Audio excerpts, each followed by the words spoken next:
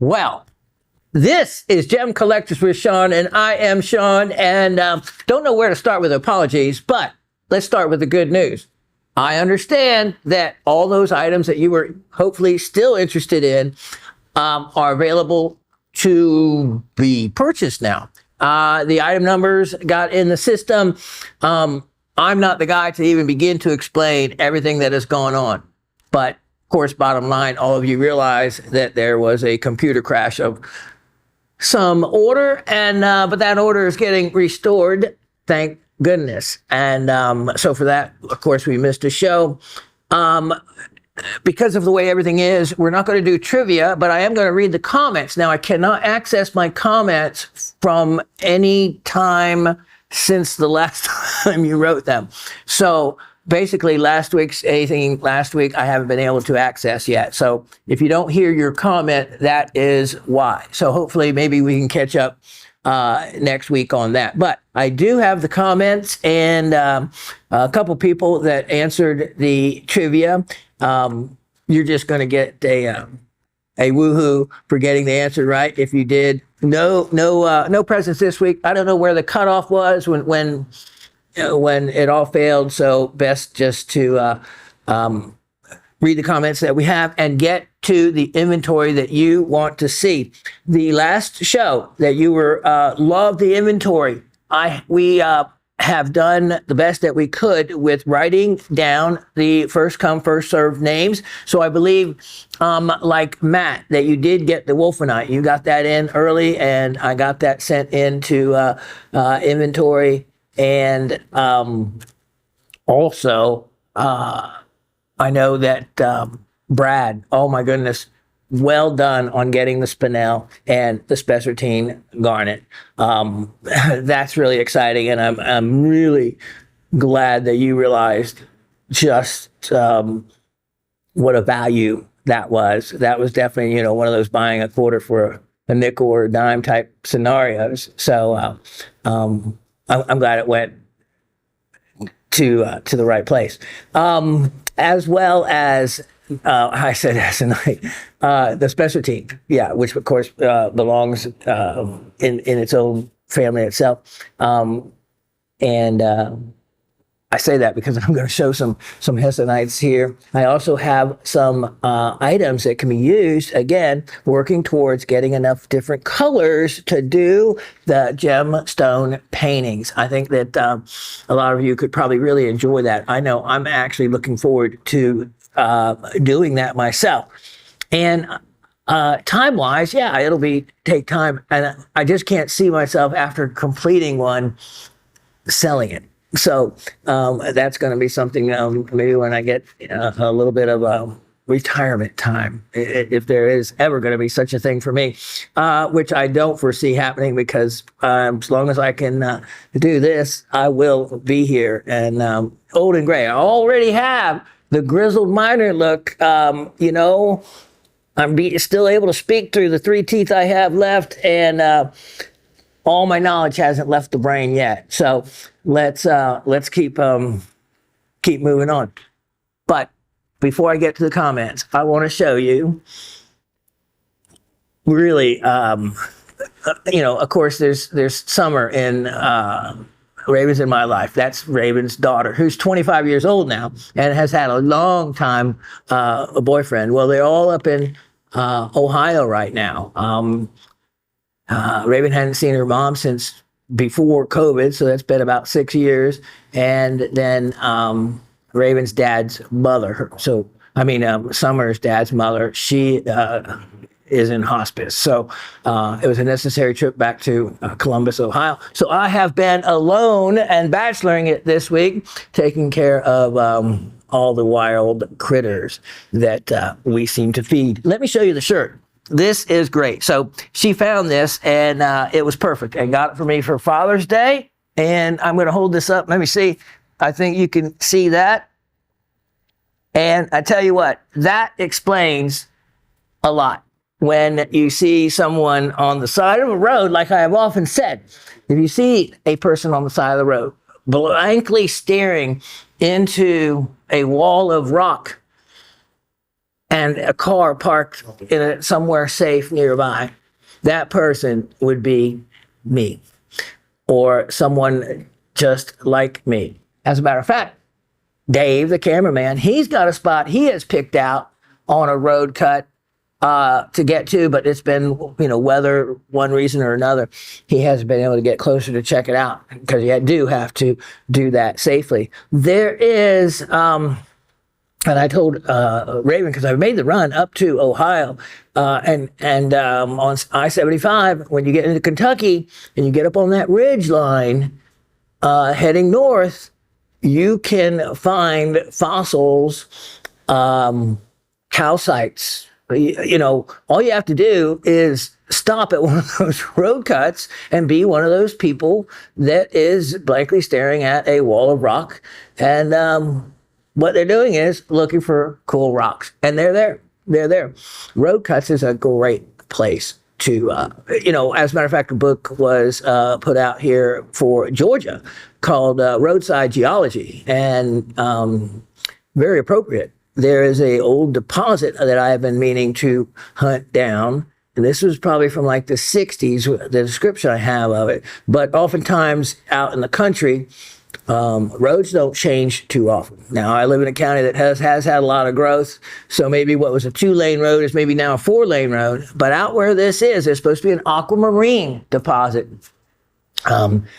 And I have the name of a church, name of a road, and name of a crossing, and you would think I'd be able to find it by then. But I think they changed the name of the road. So, then you go back to the old timers, and you kind of have to go backwards like that. And, unless somebody goes through the effort, you're not going to find anything. And, if you expect it to be right there. But sometimes it doesn't take a lot of effort, and all of a sudden you're onto a spot that maybe had been actually written up about, but no one has made the extra effort to try to find this location. And there is, I've mentioned that I brought in before, the Shoal tourmaline deposit that I used to go by about once every year. It was a road cut, and it was in Cherokee County. That's well known for different pegmatite deposits. And so way out in the country, just on a little side road off of a road named Cons Creek, which is known to have old pegmatite mines off of it. But I was just driving around in the country with my full drive pickup truck, just looking like I belong there. And actually, by way of miles, it's not far from where I live. And I spotted a pegmatite deposit, and by the glimmer of the mica, that's the first thing that you look for. And here is just an example. And so I saw the glimmer of the mica. You have to make the effort. I stopped. I walked back to it. I saw then feldspar, and I saw quartz. Those three minerals together, mica, quartz, and feldspar. That's instantly should cause you to look a little closer at what may be associated, because that's really referenced as a pegmatite then, when you have those three different minerals together for the most part. And once you have those three together, the combination of the elements that make up those three minerals allows a great deal of other mineral combinations to come together and form precious gemstones, including the entire beryl family, aquamarine, etc., the tourmaline family,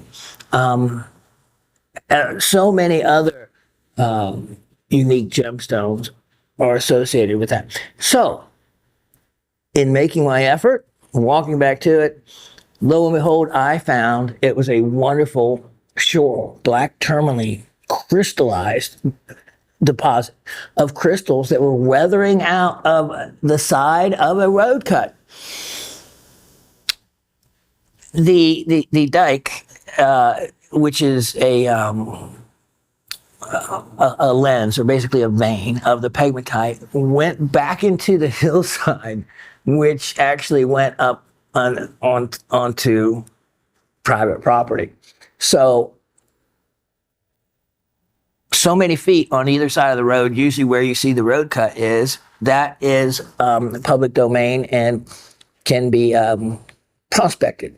So about every year, even a little bit longer, every 2 years, I will go by that spot and see what else has weathered out of it from rain and the elements. And usually we'll always, then I'll look down, see if anything's washed down.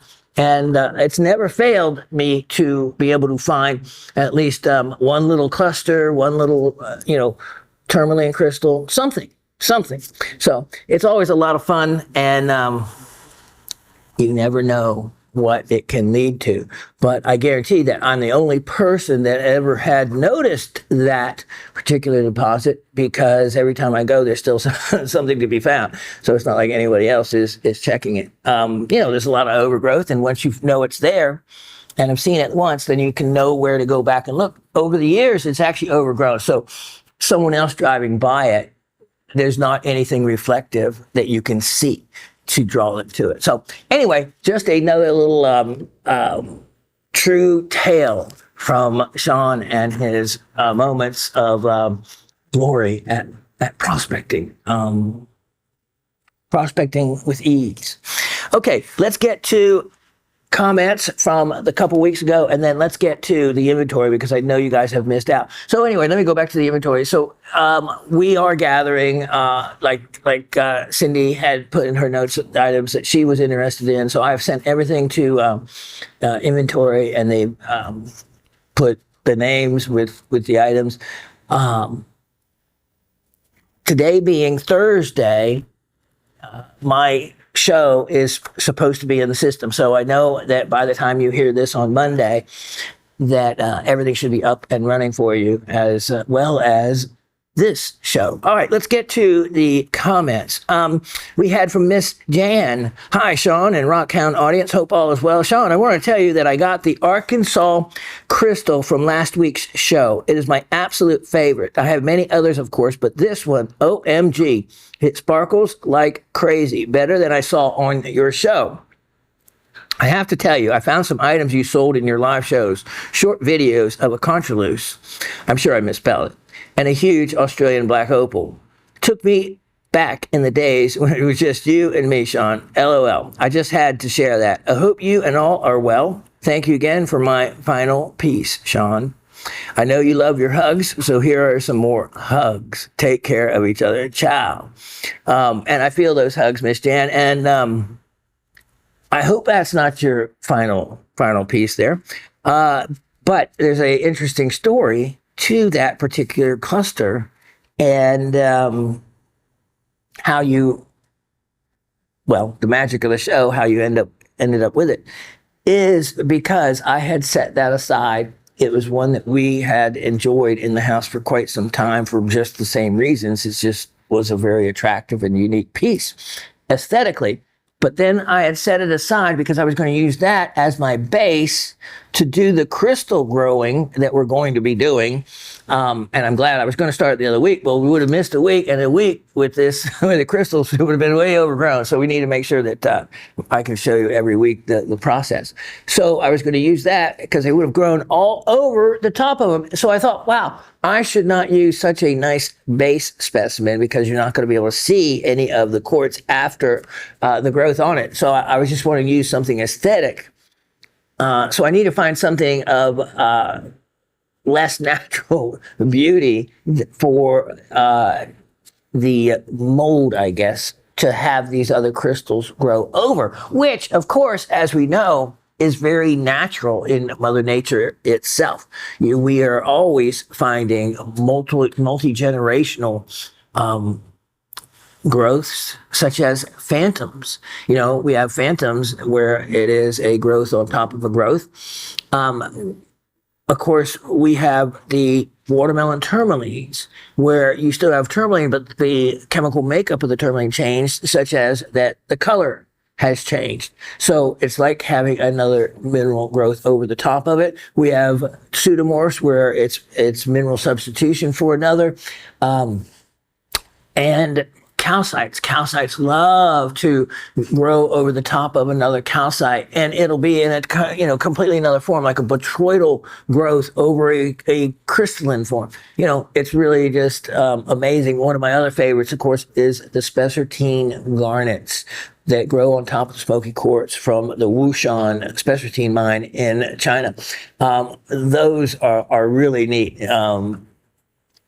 It just reminds me of like some of the moles that grow on top of a human. Well, those little, partial dodecahedrons that are stuck to the side of a smoky quartz crystal, like a parasite growing on them, is just a really cool when I think about how that occurred in nature and in the bug that they were growing in. So I'm glad you liked that piece there, Miss Jan, because it had a larger provenance than you thought and meaning to us as well. Miss Cindy in Pennsylvania. Hello, Rock Family. Very informative and such an enjoyable show. Thank you for the smoky quartz with rutile and the multi-generational growth quartz. That was the trivia freebie that she got.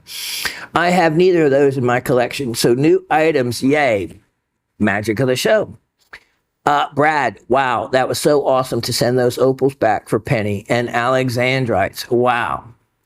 I ordered the Arizona fire agates and the Australian azurite suns. Those are fire agates for a really, really good value.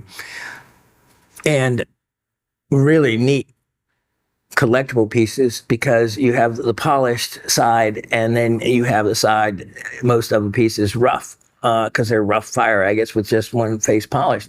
And so you get to see like the before and after. And it's always neat to see, wow, what comes out of those, kind of like an opal.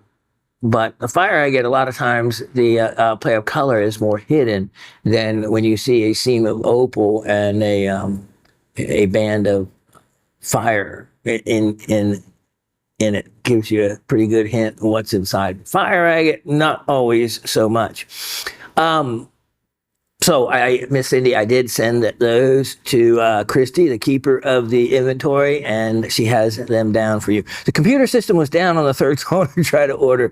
They took down all my info and ordered to enter as soon as the system was back up. So hopefully it all goes through. Maybe I will be lucky and get one of the pyrite goethite pseudomorphs. Yes, I still put that in. I still told Cindy.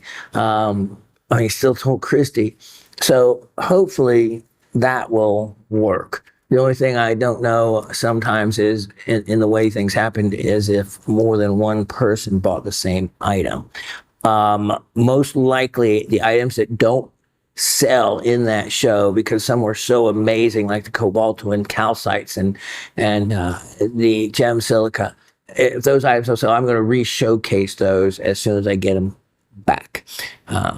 And basically do part of the show that doesn't sell over again.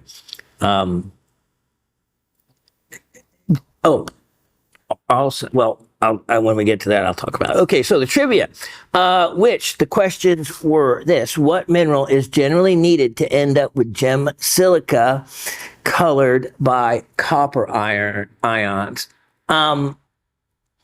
I guess I worded that a little bit wrong, and this is why I always write down exactly the way I word the question. The second question was, is manganese calcite idiochromatic or allochromatic? So the answer is idiochromatic. Idiochromatic is when a color is derived from the actual chemical makeup of the piece itself. And in the case of manganese calcite, manganese referring to manganese, it isn't manganese as a trace element. Manganese is in a quantity large enough for it to be part of its chemical formula. So you have it, instead of just calcium carbonate, as in calcite, CaCO3, you have CaMnCO3. So therefore, that color is derived from an element that's part of its makeup. So therefore, it is called idiochromatic. Allochromatic gem is one where an outside impurity causes the color that it is, such as aquamarine, which pure aquamarine, pure beryl, is goshenite, clear, which is perfectly clear. It is the presence of iron that causes aquamarine to have, and it's Fe2 plus or Fe3 plus, um, depending on whether it's greenish or driving off the green and leaving the blue. And in emerald, the combination of vanadium or chromium creates the green, but it's only an impurity. It's not enough to be part of its chemical formula. So those are allochromatic, an example of allochromatic gems. Okay, so back to what mineral is generally needed to end up with gem silica, colored by copper ion. So the answer I was looking for was chrysocolla, which is almost always the element associated with the bleeding of the copper ions into the gem, the silica part. The silica part, though, is always usually considered a chalcedony.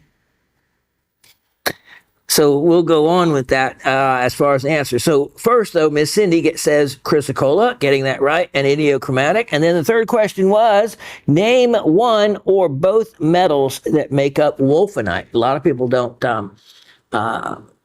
really realize what makes up that beautiful red to orange red crystalline material.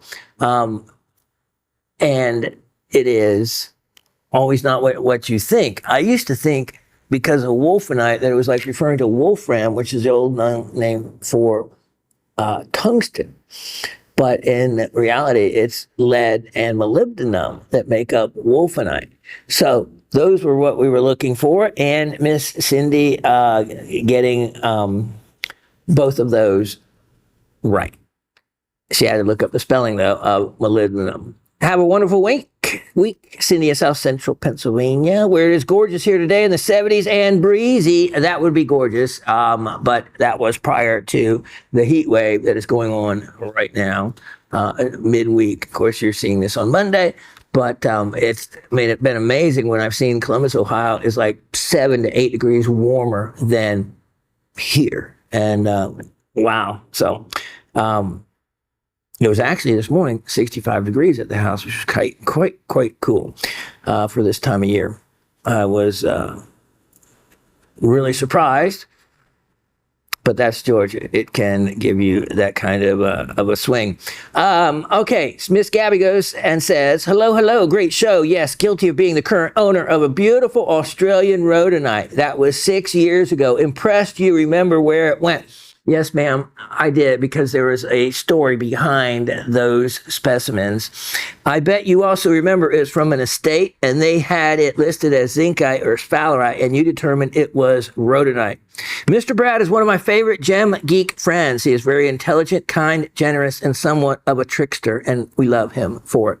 Finally home. Phew, getting caught up will take a minute, so I better get started. Best and hugs to you all, Miss Gabby. Absolutely. So I totally agree with Brad. What a great fellow human being. Need to be more people like him, and also recognizes value and collects pieces that are special at many different levels. Miss Gabby, I remember that specimen well. I actually remember the moment that I actually got it, because well, I'll tell the story now, because the big time quartz king of Georgia, who has dug at all the major quartz sites and is well known, and former owner of the Diamond Hill mine in South Carolina, so is quite well connected, and is a very dear friend of mine. I happen to know right now he's on the road, so he probably won't watch this show, but it actually had come in as part of an estate while I happened to be at his house, which is out towards Athens.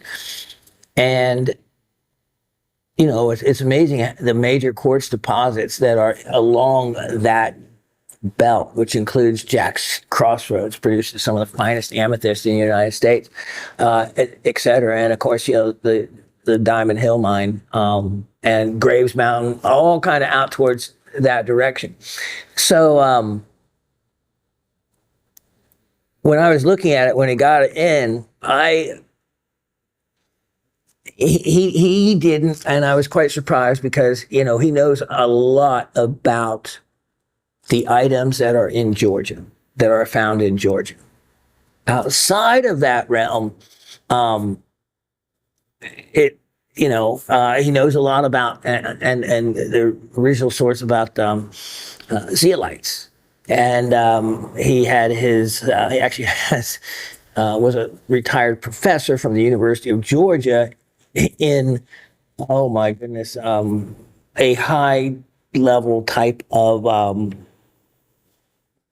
biology, like microbiology, something. But hobby as a rock hound all his life. And that's where we come from, all kinds of walks of life. So he got that specimen in and he had another one. He was, it had actually been shown to some other rock hounds, and that is exactly what was being kicked around, was zincite, sphalerite, and one more, cuprite. And I knew from the crystal system that in my mind, I was, these other rock hounds had told him this, and with the galena, kind of throwing them off, but I got both of them. I got both of them, and I got them before I guess the value was determined, and at the full value that they should be. So I sold one at the time, and after researching it, but all of a sudden, I plugged in the right combination. I knew it was galena.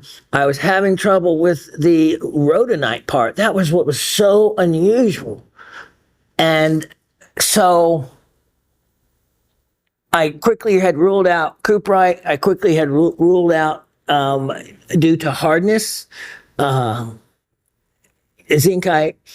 And so when I put in the combination and pulled up Broken Hill in Australia, and boom, there was almost the exact looking specimen that I had. So I knew right then that, I knew without a doubt what it was. And that's a big score when you have something unknown and you already have had other rock hounds look at it, and, they were, didn't get it right. Didn't get it right. And so it was sold, from this estate. And to me, something I wouldn't have done before it was actually determined as to what it really was. And I've never really been able to tell a story because at the time, this gentleman watched my shows a lot, and I didn't really want him to know or see the value, even though the value and the price that I have put on them is a fraction of the actual value of what those pieces now are going for.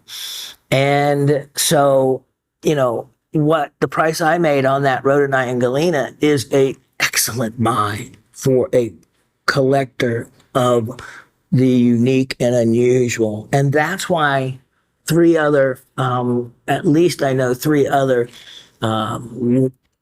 these other rock hounds, they set up at these major shows and have their own booths of unique and rare minerals, and not a one of them got that one right. They didn't see them. You don't run across them. Never had connected the galena rhodonite combination.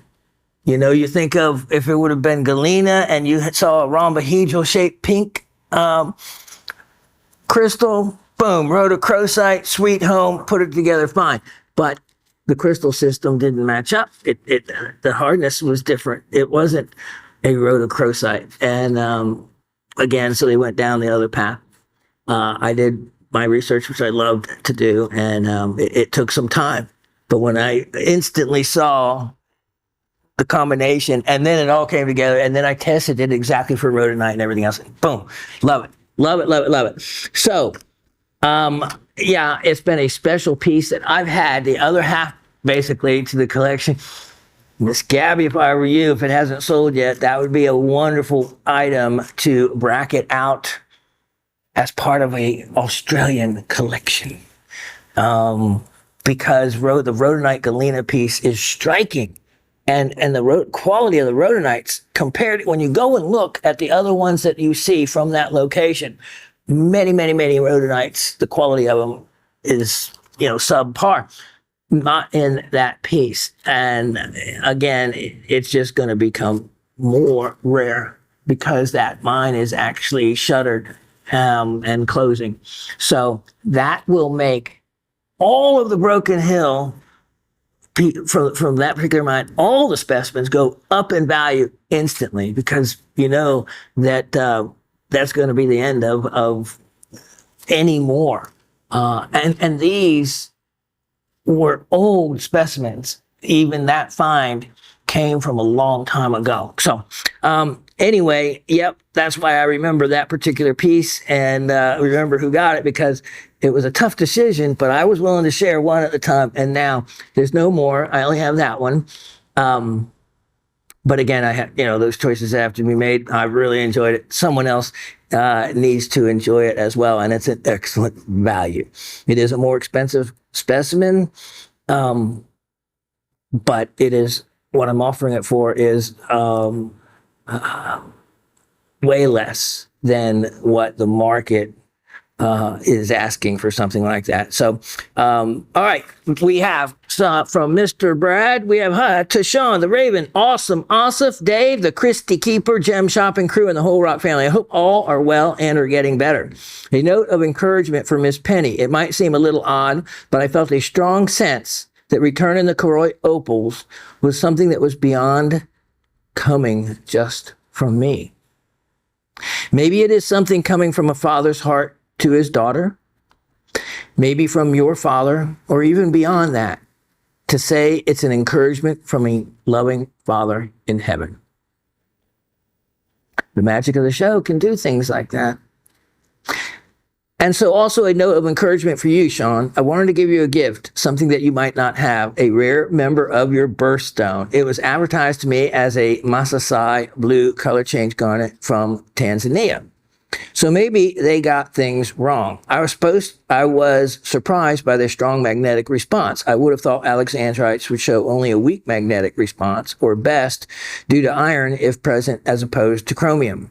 Miss Barbara suggested that chrysoberyl is doubly refractive, while garnet is singly refractive. Their RIs can overlap, and so would not be a slam dunk test. Maybe try checking with a dichroscope. Either way, you can keep them. I have more where these came from off their website. Let me know your opinion after a closer look. I picked up the stunning spinel and spessartine. Keep the facets coming. Ta-ta for now, Brad. Yes, so I literally got those stones from inventory right before the show started. Literally. Because I come over here just the one day a week to shoot this show. Of course, Raven is here 5 days a week working for Zenove now. And so I had only moments to look at it and play with those two stones and wasn't able to check them beyond that. So, wow. I was so surprised when I saw the color change. And with the one rutile needle in the one, I really thought alexandrites, without being able to test further, didn't have a refractometer. But as Barbara said, it wouldn't really matter because it would have been difficult to get a good reading on those stones. Here's the other thing about the magnetic response with the rutile crystal in the one, but there was also another large inclusion in the other, which I didn't have time to determine. That inclusion could have easily been enough, depending on what it was, to have a strong magnetic response. And so that wasn't a definitive answer on that. I was just looking at the color change, which was quite impressive. And so thank you, Mr. Brad, very much, because I do not have those, and I do believe them to be the color change garnets. Now, they always, Massasai, they always add a flavorful name, like, just for a marketing standpoint. But what they most likely are is a combination of garnets causing the color change. And when I did the Chelsea filter on them, that was the other thing I only could quickly do time-wise, and they turned red just like alexandrites would in response to chromium. So with the garnets, the way they intermingle, all the families of garnets, it could have who knows what exact combination that they were to bring out that color change, but it's beautiful. They're a beautiful color change to them, and certainly do look like the alexandrites. And so, wow, yeah, neat, and didn't have any. And thank you so much for adding to my knowledge, and also then for the gift as well. You're everything that your buddies Brad and Barbara and Miss Gabby say about you there, Brad. So we have Matt in Texas. Okay, so he says, I've been looking for display boxes already set up for specimens. I was hoping to find ready-made display boxes for long wave and short wave, but that are also safe for the gamma specimens. I found this site. Perhaps a sheet of glass from a medical glass company in front? Sorry to pester you with so many questions. The goal is to easily set up displays that are safe even for gamma specimens. Matt then sent me, and it's always interesting to hear, and I love to hear what other people have. So he said, Dear Professor Shawn, I was able to access your video and want to order the wolfenite. So that's why I have that one set aside for you. He comments about that we appear to be having a computer problem. Yes, that's an understatement. And but we got you down for that one. And very wise to get that wolfenite. Again, that specimen was buying a quarter for a dime or a nickel as well. I made sure all those specimens were well below what you might find any of them anywhere else. Well, I would like suggestions on storing some other items I've acquired. Is the 1x1 by 2 foot lead lined box on casters with a hinged lid heavy good enough to store them? I have it in the living room. Should I move it farther away? What is the safe distance while these are in this box? Okay, wow, that's amazing that you have a lead lined box like that on casters. That beats anything that I have had.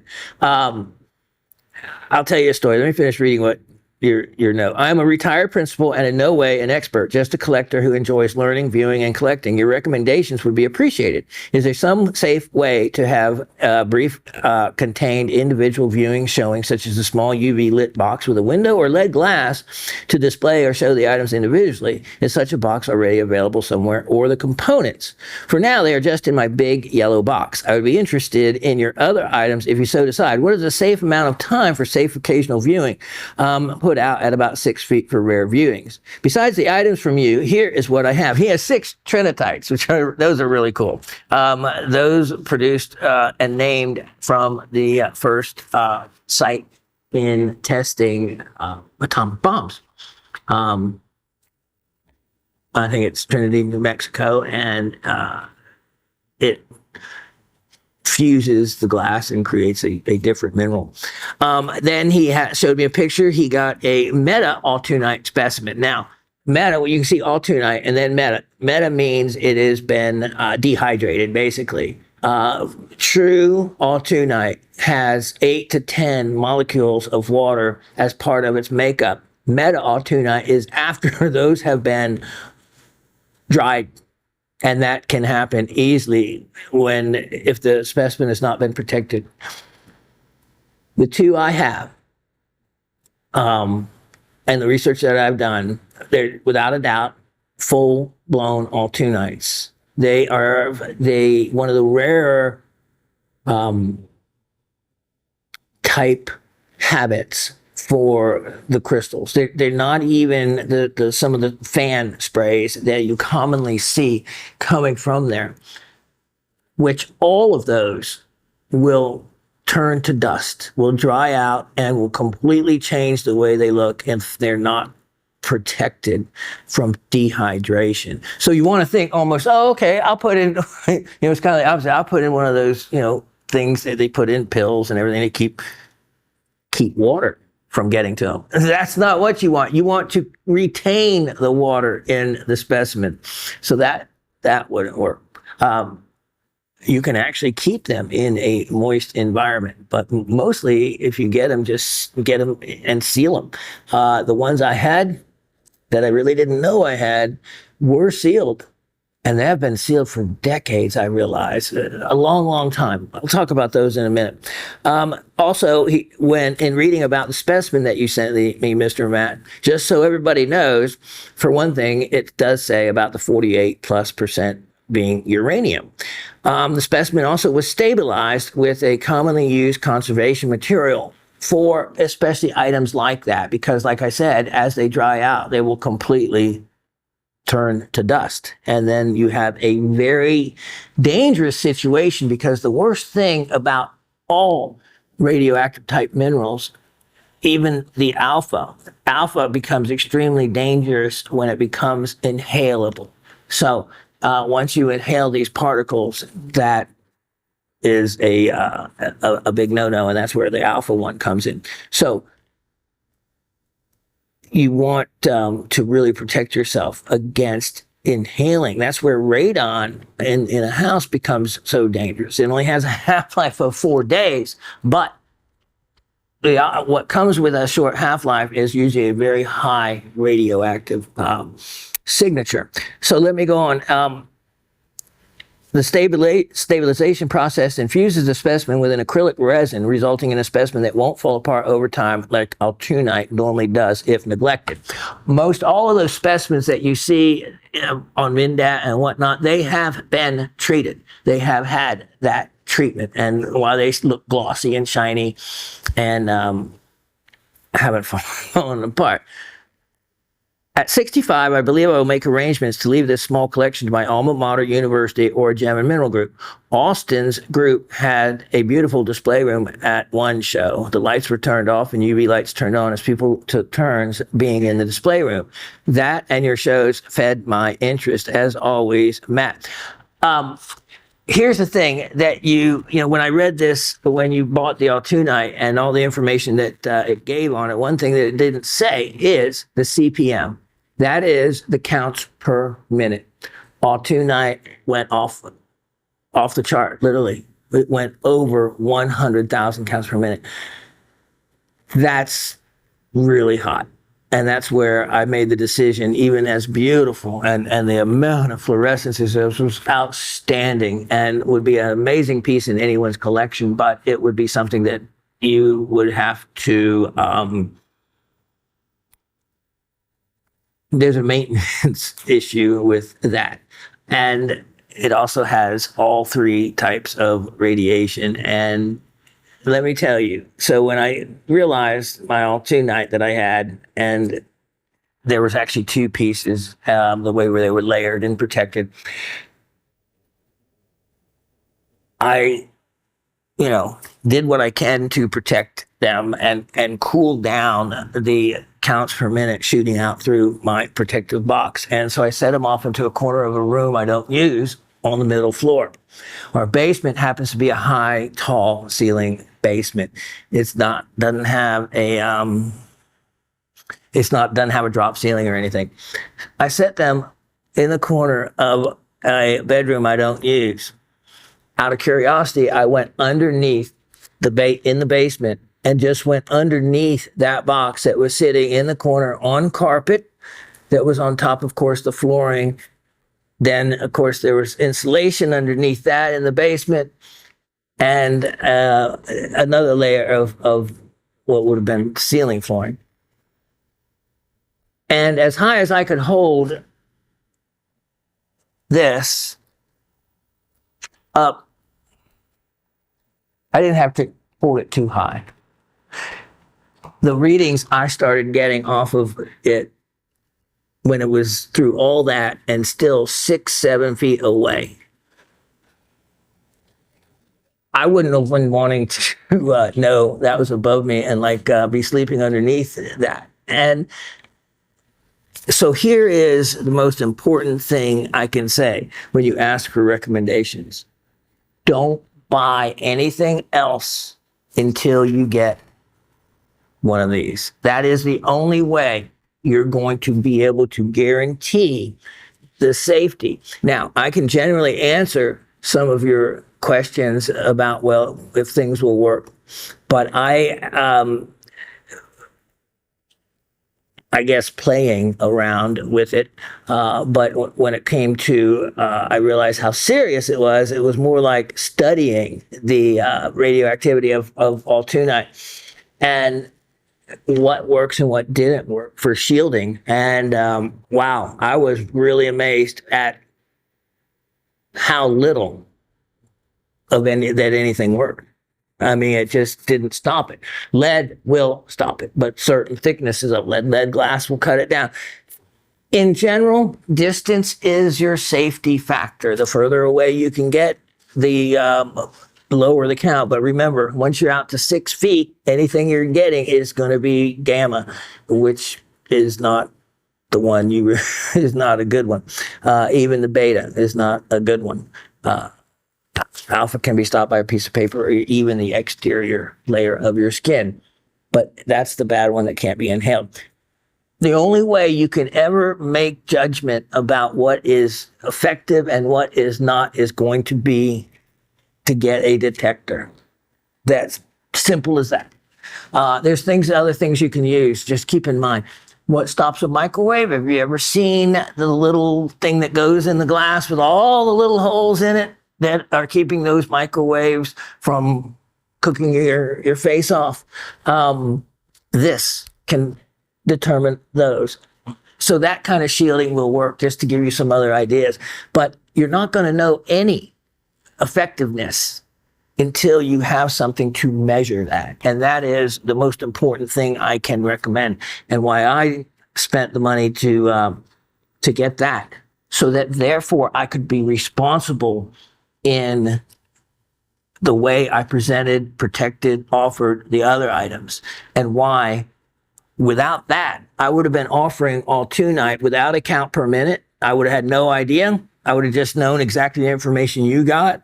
But after realizing and having that to measure it, it's not something I felt that I wanted to pass on to any of you for that reason. So that is the best answer I can give you, is start with this, and the rest of the answers will come to you as you figure out what works best for your particular specimens. Not all of the same specimens will have as much of a particular count per minute, just depending on how much matrix is involved with them, the degradation of like some of meta-altunite.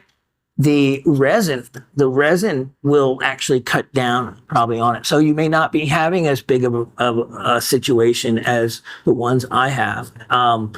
All those things, but none of it you'll know until you can measure it. And that is my best recommendation.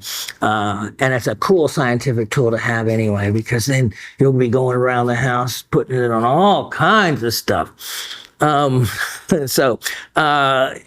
Yeah, I'm glad, Matt. Great questions. And I didn't even know they made some of the stuff that you showed me. They have. And by the way, I do not know of any other place that specializes in it. You at this point know more than I do. But again, my best recommendation to you is get the device that measures it. Hi, Professor Shawn, Raven, GSN crew, and the whole Rock family. Tea time with Shawn at 4:30. Nice long show with lots of goodies, but a problem ordering them then. Now, this is from Miss Bar. No, hold on. Yep, Miss Barber. I could just tell. But a problem ordering them. Tried on Tuesday and Wednesday, but a computer being down prevented any of the salespeople from assessing your merch. They were hoping for a Thursday fix. They did. But I am nothing if not persistent, and will keep at it till it works. Good job, girl. Further to my memory lane item from last week. So listen to this. And I didn't even know. Remember the ring I wore that was the bicolor sapphire with that clear diagonal streak right through the middle, and the flush set sapphires of really high quality on either side that I wore for a long time that I said I was going to sell. And I had thought that I mentioned and that I was going to provide the video of me making it, but no one, whoever bought it, which I didn't know who bought it, no one came forward that because I would have mentioned exactly what Barbara discovered. So listen to this. Looking through the how-to offerings, remember I have 30 episodes of how-to or how it's done offerings this week. I chose how to set side stones. Imagine my surprise when the demonstration ring was the zoned blue sapphire you used to wear. It was also the star of how to bezel set a main stone. Exactly. And the difference was in bezel setting that particular sapphire, which was extremely much more difficult than a raised bezel, which most goldsmiths will do because it's much easier, is I flush set that stone. In other words, there was no bezel. I flush set it in the metal without a raised bezel. So all you got to see was just clean lines, and it also allowed you to see as much of the sapphire as possible. What a great provenance having the creator on video working on the very same ring, better than a show poster or a photo in the mineral record. And when you started selling off your jewelry for toothy money, I bought that ring. Now I'll be sure to type up a link to the video and put it in the ring box for posterity. Thank you. I'm glad to know that you're the one that got it, Miss Barbara. That is fantastic. And, you know, I had wanted to provide the link or tell whoever had bought it, and I had mentioned it, that it was the one I used for that demonstration. So, again, the magic of the show brought you back around to discovering, out of all those other episodes that you could have watched, discovering that special ring at that really special price that you got, especially with gold what it is now. European Shankone had all the bells and whistles, and it's good to know that you got it, Miss Barbara. That is, I could almost truly tear up because that was a special ring to me, and I'm glad you have that provenance. So what you nearly need to do is, in case that link or something's taken down, is you need to record that. You need to record it on a disc so you have that, or whatever, one of those things you plug into a computer or whatever. If it doesn't end in ITE, I don't know what it is. But okay, so that's cool. Love the Koroi Opal saga. This is a tight family, and the mysterious little blue gems from Mr. Brad, which I do know now and I believe are to be the color change garnets that look very much like alexandrite, since I didn't get a chance to check them. Yes, that strong magnetic response was questionable, but I only discovered that at the same time with you guys. But with those inclusions in them, I couldn't be certain what was causing that. Now, alexandrite will have a magnetic response. It will not be a pickup response normally like you see. But again, without knowing and looking at those gems closer, I couldn't make that decision. As to the trivia, copper had to be present to give the green color to the gem silica. In manganese calcite, manganese is part of the formula, thus it's idiochromatic. Molybdenum and lead make up wolfenite, whose crystals to me look like butterscotch candy. So, the question on the what mineral is generally needed to end up with gem silica colored by copper ion? So, what mineral we were looking for? So, the answer being chrysocolla is what I was looking for. After giving the answer about the it having copper. So I want to know where the copper was coming from.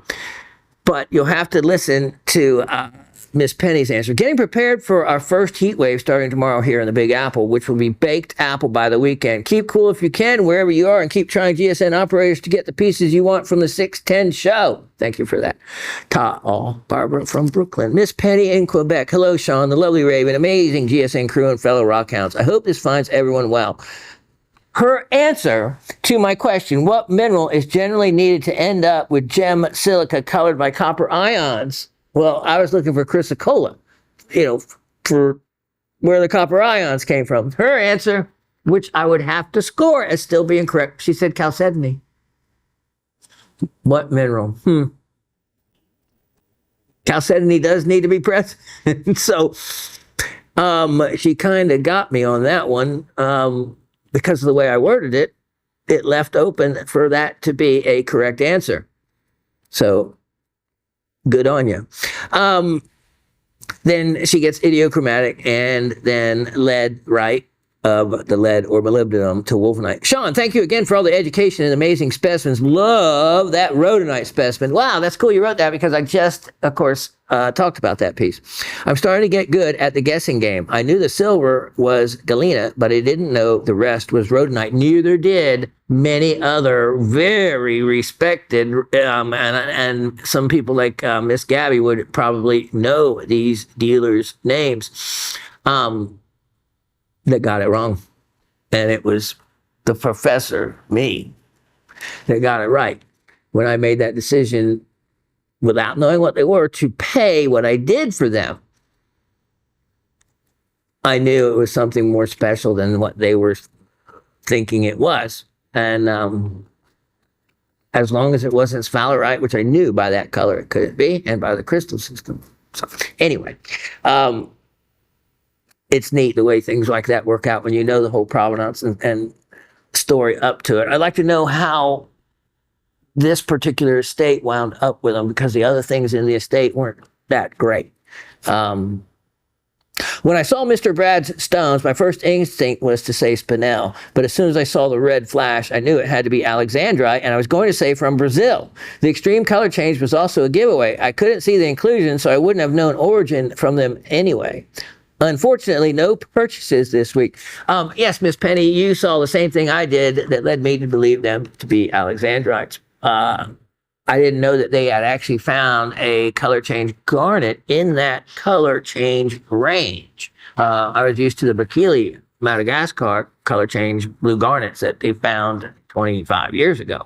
I wish everyone a wonderful week and hope to see you next week. Okay, one more comment to you, Miss Penny, is, and I'm holding them, because of the confusion, some people had to, the card ended up having to be, canceled and then charged and whatnot, which may have led you to just cancel those earrings that you had gotten. Now, I had Christy set them aside in case you still wanted them because amazingly, I didn't charge anything labor. So the work order was strictly cost on the findings plus that really inexpensive cost on the diamonds. So it's a super value for you if you want to keep them. If you don't worry, it's not going to be a sale I will lose due to the situation and the way it is and how inexpensive they were. GSN will take them. But if you see them again, it will not be at that price. It'll be, of course, a lot higher. So if anybody wants diamond earrings already set up, if Miss Penny doesn't take them, I may show them here again, or I may just let GSN have them at this point. But I am holding them just in case, Miss Penny, you didn't want them due to the confusion, and still do. They certainly are an excellent value. So just call back customer service if you want them, and we can assign them to you. And if we don't hear from you, then by midweek next week, then I'll go a different direction on what to do with them. So, okay, that was it for the comments. There's not going to be answer to the trivia. Everyone did well that got in it. I think I learned a lot from Matt and his information, and I hope all of you learned a little bit more about certain things. Let me tell you this. It's called Boutvar B76, a commonly used conservation material in the field of mineral preservation. If it is not disclosed to you, it should be when that material is used. It is used at times when it's not disclosed, and it can make a big difference in the way a mineral specimen looks. It because of its resin content in it, it's just not like a spray polish that can be removed like the cheesy material enamel spray I use or something like that. This is something that chemically bonds with the mineral and is not removable. So that was good information that was just, as part of the description of the metal tonight that everyone needs to know and to look for in specimens. And don't be afraid to ask if it has a particular specimen has had a treatment. Most of you are going to get those with the ones that can tend to dry out. And so lots of great, interesting information. I learned about the kind of boxes as well that are offered on the specimens with a radioactive signature. And I love it, Matt, that you are interested and in the science behind it. So anyway, let's get the party started. I'll be right back. A lot of people do not realize that Cupid was not a pleasant little fellow. We always think, you see Cupid flying around with a little bow and little wings, doing his sweet little things. No, that is not the real story of Cupid. As you can see, this was carved correctly with horns on Cupid's head. Look at the color and the fire in this. Look at how big of a piece of opal silica it took to carve this without any clay in it. Look at the fire. Look at the band of color even in the legs here. When I was operating the equipment in an opal mine in Lightning Ridge, and it looked like a rototiller, and digging into the wall.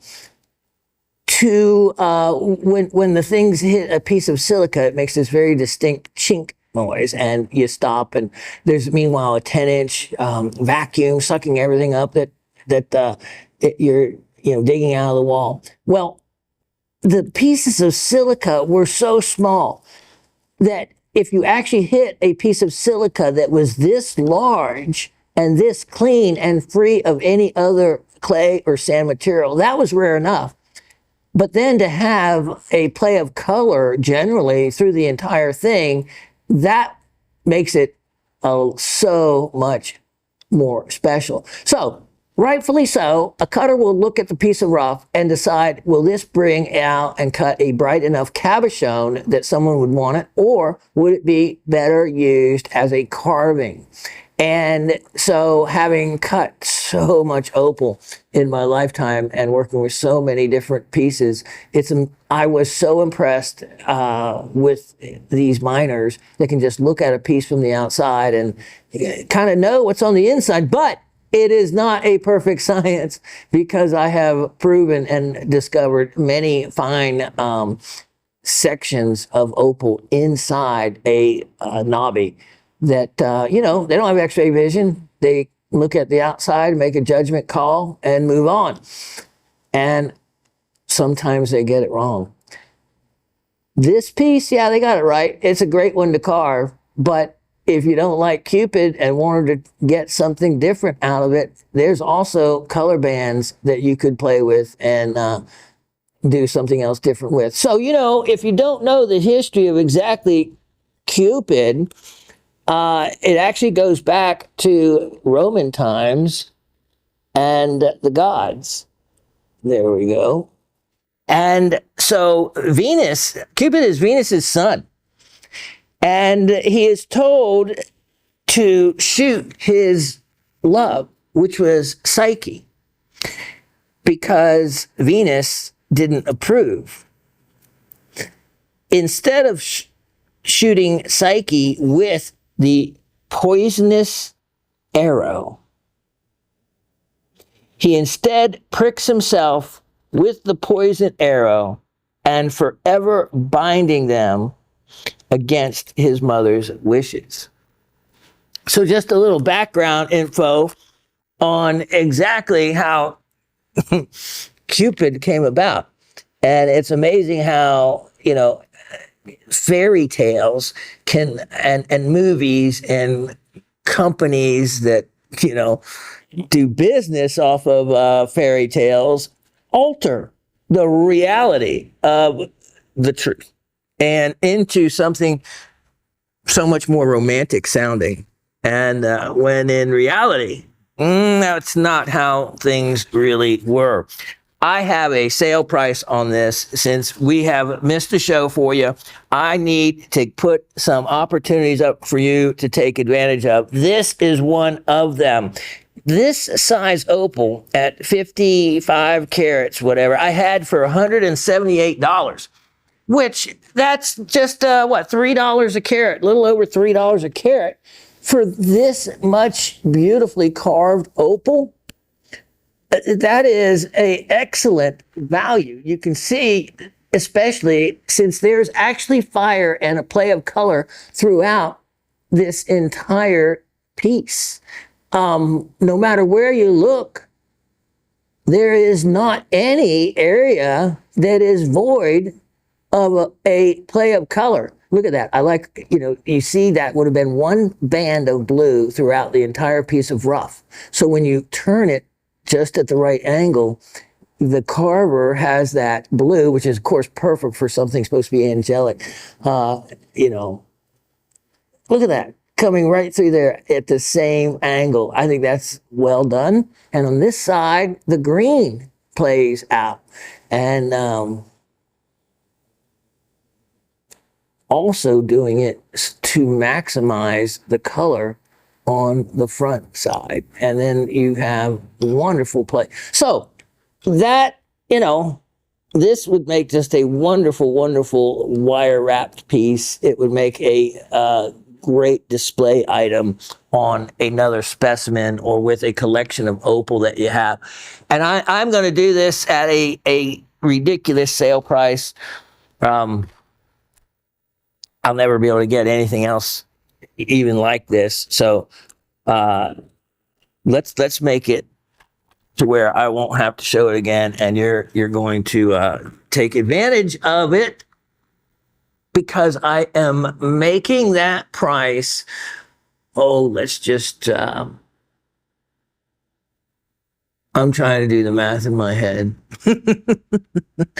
Hey, you know what? It's close enough to my magic number. Make it $88. Lucky eights. $88. That's less than half. Less than half.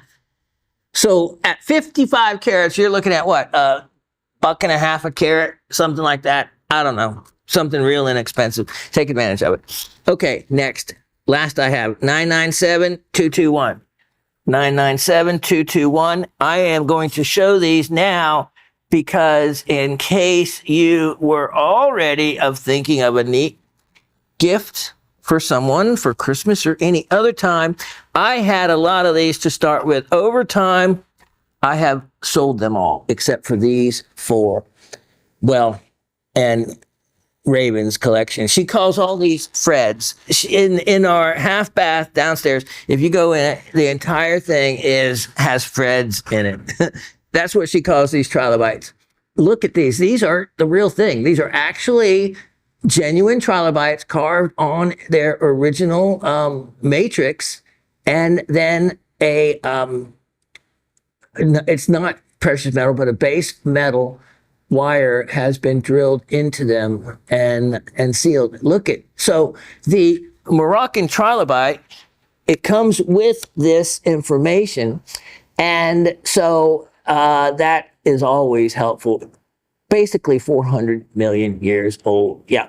This isn't a 100 million year old ammonite. No, this is a 400 million year old trilobite. And it's one of the first living creatures to develop compound eyes, which gave them 100. Imagine that. Imagine that. And these eyes are very distinct.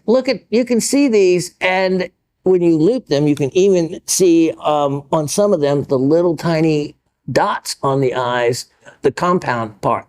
In other words, they have fossilized so effectively. There's many different types of trilobites, many, many different.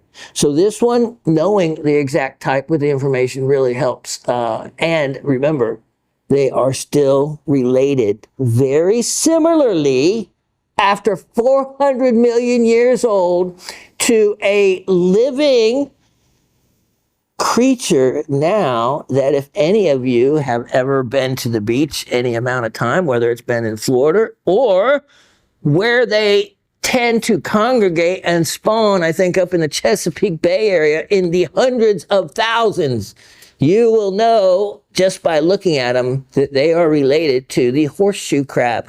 And you want to say the modern day horseshoe crab? I think that's kind of like an oxymoron. How, something that hasn't changed much of its physical look in 400 million years. It's not modern, but it is amazing that there are certain species of animals that, due to the way their primitive makeup is, they have survived extinctions. There's been 5 major extinctions. We always think about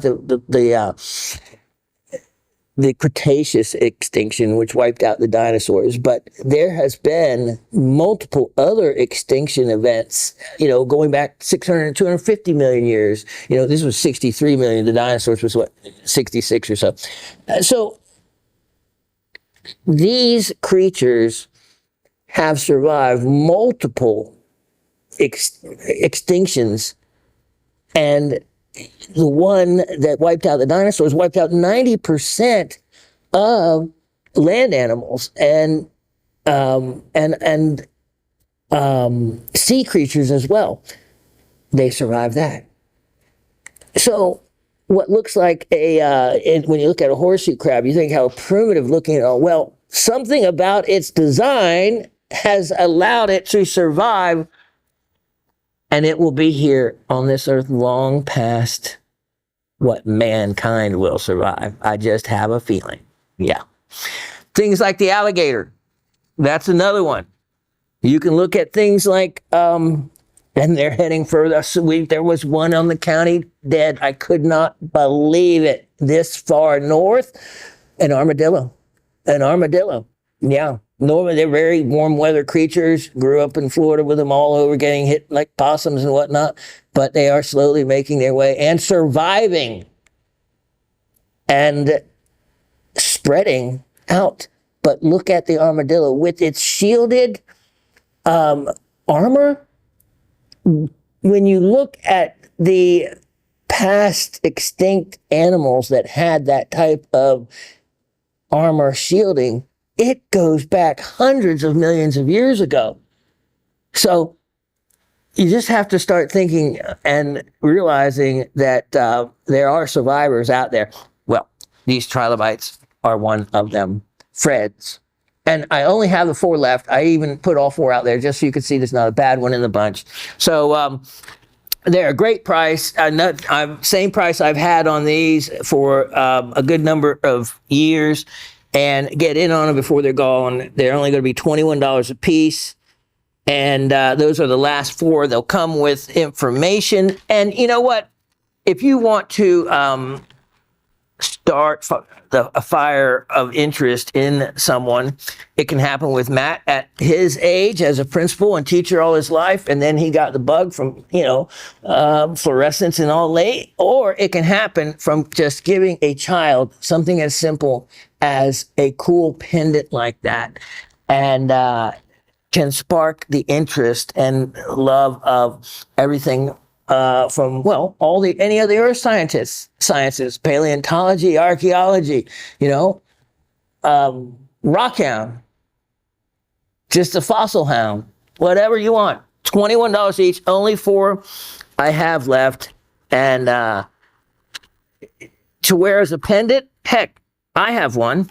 Oh yeah, I kept one because I think it's cool for anyone at any age to have something like that. Okay, now let me move this over here. Let's get going. I have lots to do.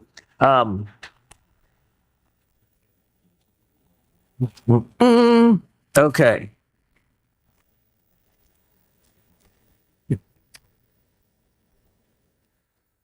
I have in front of me so many opportunities. Let's do this one. Let's look at item 1069822, I believe. 1069822. Now, I have featured some of these specimens before, but I do not think that all of you have really realized just how cool these are. Maybe if you lived in the local area, maybe you'd like them more. This comes from a place only a couple hours from here, up in what they call the zirconia belt of North Carolina. And it's kind of like a geologically an area that has been prone to having specimens with zirconium in them. And in most cases, it is as zircon. And that's what you are looking at in this piece. Now, this mine is extinct, the Jones mine. What they mean by extinct is it has been closed for a long, long, long, long time, actually since the 1960s. This is a stunning piece. This is where field preparation actually, and mineral preparation matters, because it is where you find a crystal and then you remove material away from it to show off more of it. Look at this. This is terminated on both ends. If you actually look up Mindat specimens for the Jones mine, they have them, but most of them are just loose, not in the matrix themselves. These are excellent condition specimens. And you can see, like that one, if you wanted to, this would be a great specimen to have fun with and teach yourself specimen preparation, because you can actually remove the material and it still blends in with the surrounding matrix. So you can see by that reflection like that what this material is microcline feldspar. And also there is quartz. So you can see the feldspar, those reflections like that. Without a doubt, when you see this many on the outside, there's going to be more on the inside. But look at that large, large piece. Now, here is something that might interest Matt or some of others of you. And that is, of course, because we've talked about this before, the makeup of zircon often lends itself to having other REEs in it, which is rare earth elements. And I guess I played with my Geiger counter too much. It already was showing that the batteries were running low, but now it seems to be dead. But this one, it is great because it shows off the fact that these zircons are generating just a nice low level, but definitely above the norm for a radioactive signature. You know, they're like 150 count per minute type of thing. So perfectly safe to work with and be near or loop it and whatnot, and without any kind of harm. The 100,000, that's a little different count per minute. So here is a excellent specimen. At some point, I'm not going to offer these anymore because of the value is way less than what really the market would be if you're trying to find something unique like that. You'd have to go almost to a local show to try to find it. Most likely you won't. I was lucky years ago to get in on almost a flat of these, and was real fortunate. And then I realized just how special that they are. So this piece I am going to offer at a excellent opportunity and at a sale price. This has large crystals. And how about this? Only, golly, I don't know. I'm looking at these now. Yeah, why not? I'm going to do this for only $44. Only $44 on that. It's quite striking. A mine that's closed and an excellent, aesthetically pleasing specimen from a area that I would love to actually go check out some of those older zirconia mines. It'd be very cool. All right, let me put that up, and I'll be right back. All right, I just couldn't stand it. I had to replace the batteries in the Geiger counter. I mean, that's like, you know, an important tool to me. So I wanted to show. All right, so here, of course, we know with the Geiger counter, the ambient, usually what's around is anywhere from 30 to 50, and you can see that it's right in that range for count per minute, sometimes up to 60, depending on if I'm pointing it at something that measures. Okay, so yeah, so that's an average range, anywhere from 30, 50 to, you know, 60 in there. Okay, here is the zircon. And you can see, there we go. All right, let's go ahead and just put this face over the zircon and then see what we get. And there we go. So it's still, like I said, we are in a 150 range, 175, anywhere in that. Definitely shows that there is a radioactive response coming from the zircon. And that is cool.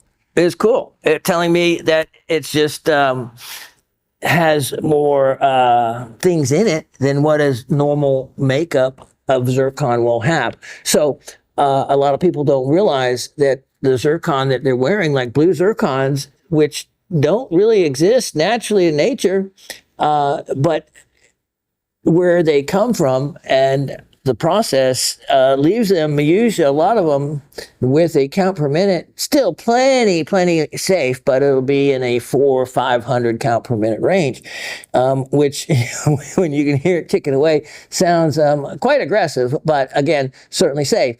So this just goes to show you that within zircons, they can have a lot of other little amounts of other rare earth elements, REEs, that give you a higher reading. I love this particular specimen, so especially at that price I am offering at. For anybody of you that want something really cool, unique, rare, and no more. All right, let me show you. Item number 1184324. This I put together for those of you that either want them as a specimen or want to literally smash them up. You're saying, what? Yeah. I tumbled these with all my hard-earned work, and this was years ago, and let me see. Item number, yeah, I gave you that. Okay. Check these out. I tumbled these. I had to find diamond powder to be able to get a polish on a hardness of 9. And so in each of these bags, and I'm offering this, you can buy as many as you want. There's 6, a total of 6, so 200 carats each. Now, this is Indian ruby, and I did not high grade any of it. So it is all corundum. I added a little extra in each in case there was something else, if you found something non-corundum, or maybe a garnet in one, something like that. But you can see they all have nice color. And like I just noticed this one, you can still see the 6 sides to the crystal shape of it, and also leading to the fact it might cut a star. The color is fantastic in all of these, and all of them have some large and some smaller ones in them. But here, I'll just pick this one out and dump one out for you in the tray. And I tell you what, the value is certainly gonna be there. So you can actually literally take this and smash it with a hammer and create, there's a garnet there, I'll leave it in there. Create ruby powder. Create what you may want to use in your gemstone painting. And then you can actually grade them out by color if you want, because some are more purple, some are more pink, and do it that way. But certainly some of these, the quality of them doesn't really lends themselves to taking a hammer to them if you want and seeing what kind of color you get. And actually, if you crush these up, I'll tell you something else you can do. You can then put them in a pan, and you can just like gold panning, you can actually separate out the sizes that you have. The little smaller pieces you'll see when you swish them around, and you can use anything. Any kind of round or plastic bowl or pan can act well enough to act as a gradiate sizes by way of specific gravity, or also just by way of size of the pieces after you smash them up. My hard work. But there's really actually some really nice ones that will cut stones as well. There are ones in here that will cut stars. Look, there's ones that still have, look at that chatoyancy on there, right there across that surface, right there. That is a good chance that might cut a star. Look at the color of this one. So anyway, at the price I'm offering these for, you got to get at least one just to have. They're ruby. Why not? Okay, so 200 carats and for only $24. Only $24 a parcel. That is a super value, no matter what you did with them. And, you know, how fun. How fun. If you don't have one of these trays, by the way, you can see just how effective they are. Other than that, it would take a long time to get that many in the bag, right? Okay, $24. I only have 6. If you want to take all 6, that's fine. I only have a couple of others that I set aside for myself. But if you're left without one, I would share. That one? Nah. Yep. All right. Dave just spotted another little garnet piece. So I'm going to randomly pick a bag and put it in, since I don't think we missed it from that bag. There we go. Someone gets an extra goodie. Thank you, sir. Okay. Now, I have, here we go. Items that you missed out on from the other week to show you sale price items on diamonds that I'm going to get to, hopefully. But first, where is that? These. Let me show you this. This is item number 118-4524. 118-4524. And wow. Look at that. Look at that. And let me take it out. That's through plastic. I don't think I'll take them out of this neat tube because I think they look so cool in there. Sapphires. Look at those sapphires. Now, you know, in the time I spent in Thailand, I learned and went to Burma. Oh, yeah. I actually crossed into Burma. That's a big, great story to tell you another time. Some of you have heard it. Look at these. Look at the quality. And then you can see, now I can say this much. The majority are Thai, but all of them, no. This is out of gathering sapphire for years and just had these together because I think there's some that one could be a Ceylon piece. I don't really see any zoned ones that might indicate they're Australian, but they're definitely probably some Madagascar stones in here, some of the better blue ones. But wow, that is a amazing parcel. In 1992, yep, that is the year I was in Thailand. So these came back with me, and I have no idea what I paid for them. No idea. That was a long time ago. And I had 2 jewelry stores. I used stones I bought there, but I just kept a lot of them for myself, thinking all these projects that I had in mind I was going to do over the years. But now, 1992, 8 plus 24, 32 years ago. It had to, I can relate it to my son. It was after I got divorced, and I literally, that year was a bad year, and I wanted to just get away.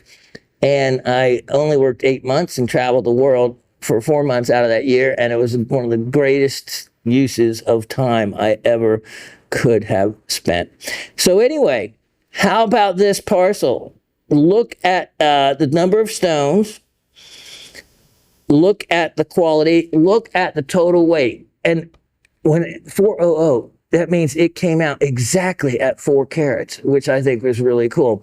So 4 carats, $56. I kid you not. That is what? $14 a carat. If you do the 12 stones, this is how I always break it down in multiple ways.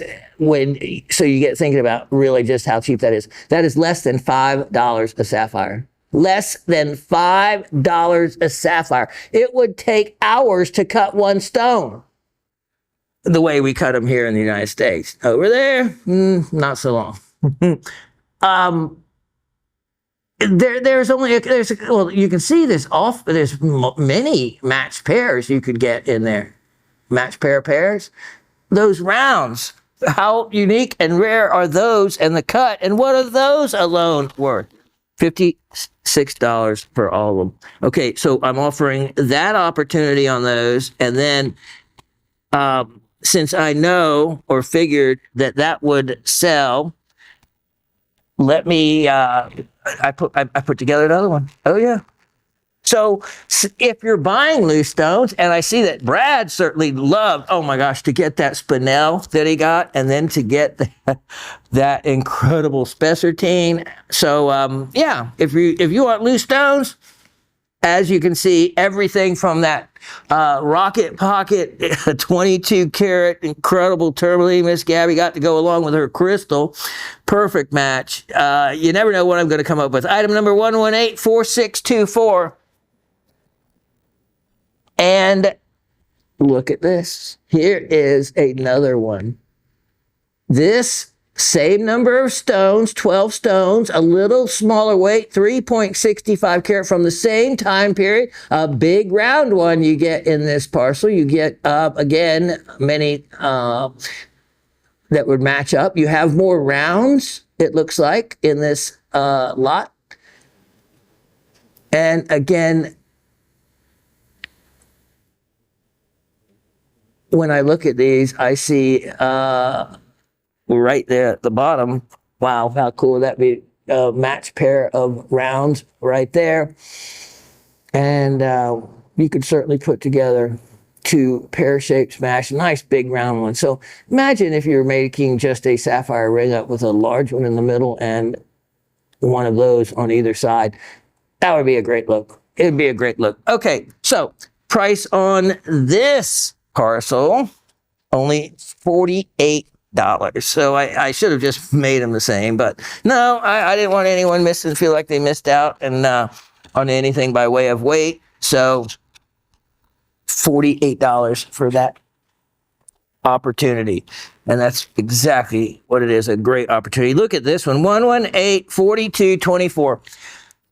When I have noticed or watch and see how much beautiful, nice quality moonstone is going for now, it really actually made me feel good to see that people have recognized the value in moonstone. Look at these. Look at these. Look at, okay, hold on. Let me put this other parcel away so I don't get everything mixed up. Now, I actually, here at Gem Shopping many years ago when I did the live show, had and sold the finest, by far, rainbow moonstone ever I have seen. It was around 12 carats, and it looked like an opal. I kid you not. It looked like an opal. Now, if you feel like you missed out on anything, don't feel too bad, because I actually sold that stone, what ended up to be way below the market value, when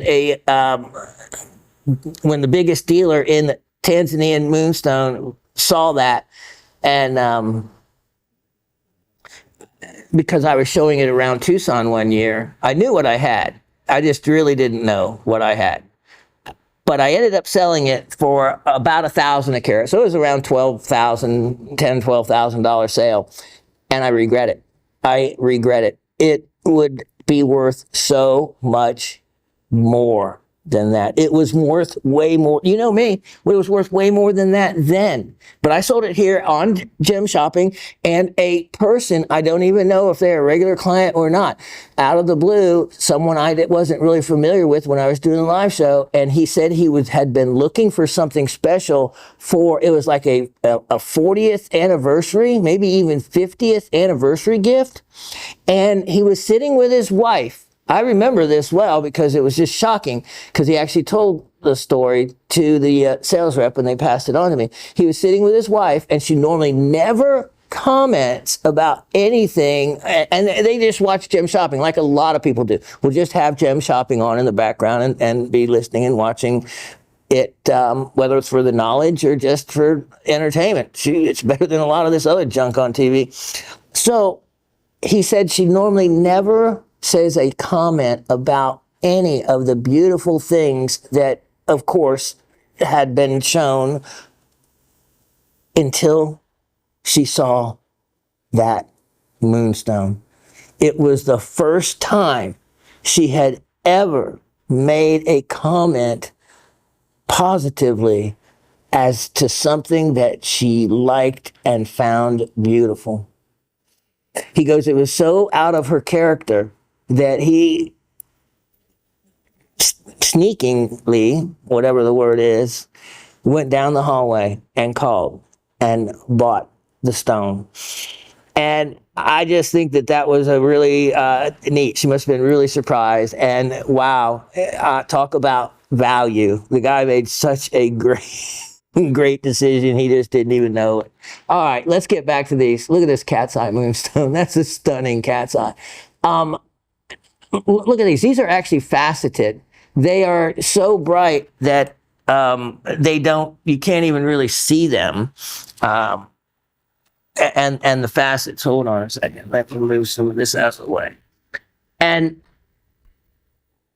I should probably really have a black tray, but let me just dump these out for the moment, because this is some stones that I was just shocked to actually look at these closer. And like I said, I have so many different things you don't know that I get overwhelmed, and I just don't even know what I have until I just go to looking, and then I found something really neat and cool. And that's what I found in this parcel. Look at this. Look at this faceted marquee. Look at the blue. You can see the blue in it. You can also see other colors. And it almost wants to have a cat's eye in it as well. It is one of those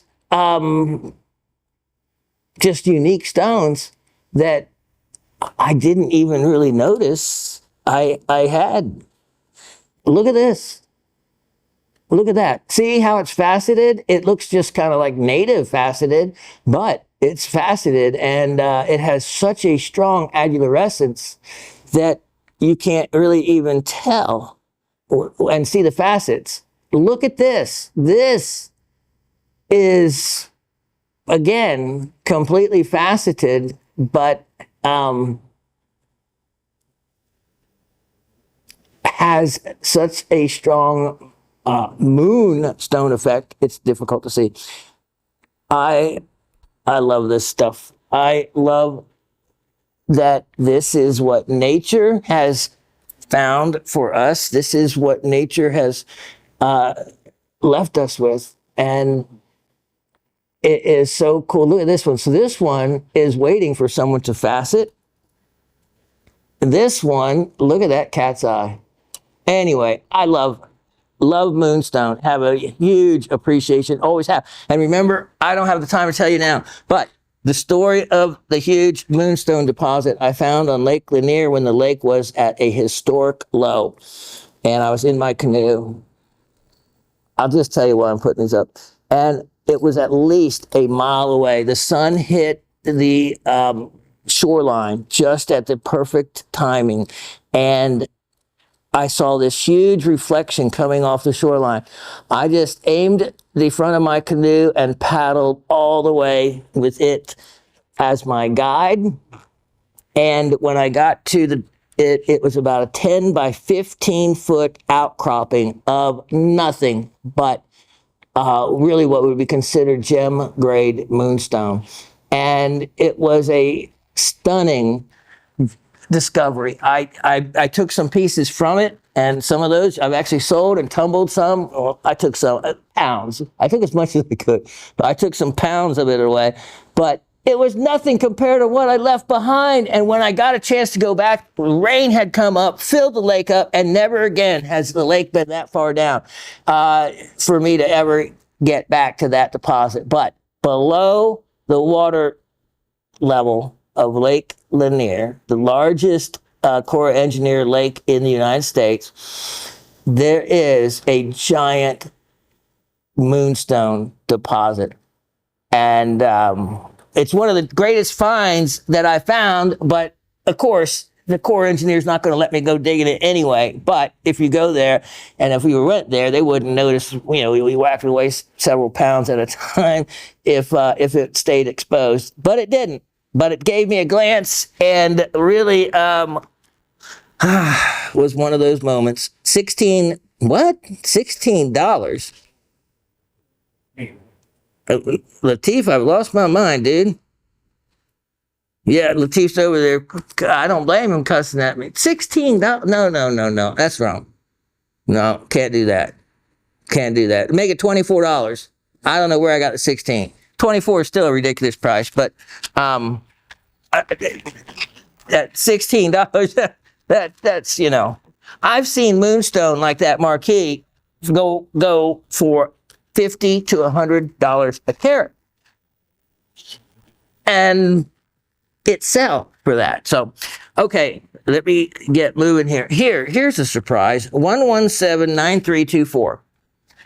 This is a huge pearl, and I seldom get these, but this was an estate pearl piece, and I even left in the little piece of gold that had been drilled. So this is a South Sea cultured pearl.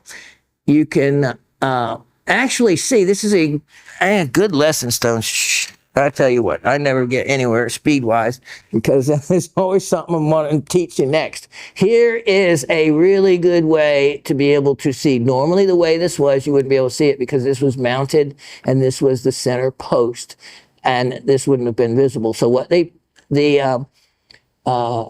people that made the piece, okay, so you have this pearl, so you pick the worst part, and it would have been this flat. Now, you know how this flat spot or this area often occurs, or on the opposite end? It ends up happening because, let me see if it did. Nope, that's not here, but it happened on this end.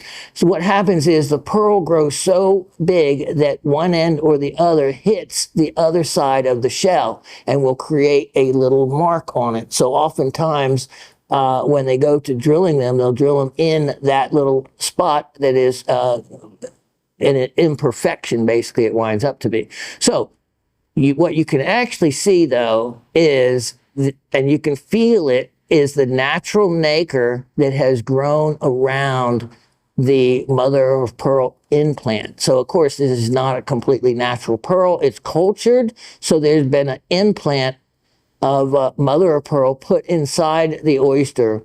This would have been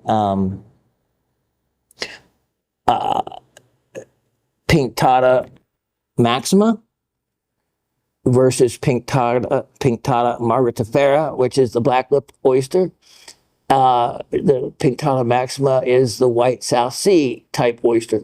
So you can actually see the difference between the implant and the nacre. Usually they're in there only a year. If they're in there for 2 years, that would be a long time. But you have a really nice luster on this as well. That is a gold piece that you can take out.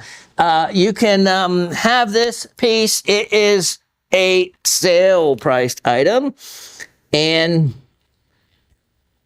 certainly one of a kind that I won't be offering again. So let's do this. Let's make it ridiculous and make it only $18, marked down from 24. How low can you actually go on something that big with gold hanging out of it? Exactly. So let's look at item 117, 1624. And here is a collection of some of the most beautiful tangerine quartz I have ever seen. And again, yes, it's going to be a sale priced item. I am surprised that it didn't sell the first time. And boy, I tell you what, if someone doesn't get those moonstones, I'm not going to put them up again, even at that price again. Way too cheap. So I'm just kind of cleaning up here as we go. All right, look at this. Look at these three pieces. Each one of them outstanding in their quality. So look at that. Now this, remember, is natural quartz, and the tangerine part comes from hematite, either on the surface or internally, giving you that really strong tangerine color. Very beautiful. Look at this one. That is, look at those crystals. Look at how bright that is. We can tone that down and get to that natural orange color that we see there. There we go. That represents more the color that it is. But look at that. So just a really nice piece that would make it stunning wire wrap, or again, just as a specimen with your other quartz crystals. Then look at this one. And I love the aesthetics of the additional little sidecar crystal that they have here. So three really neat pieces. Sure, I'll give you a big sale price on these. Let's mark it down and mark it down again to where they come out to be only $15 for the three. How's that? How's that grab?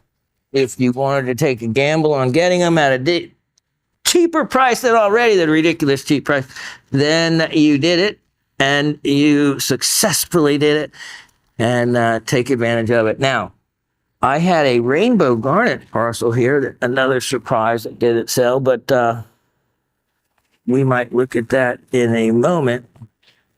But first, let me feature a couple other really big opportunities, especially for those of you that get in on the diamonds that I offer. Item number 113, 2123. 113, 2123. Let's check this parcel out. Let me clean this off a little bit for you.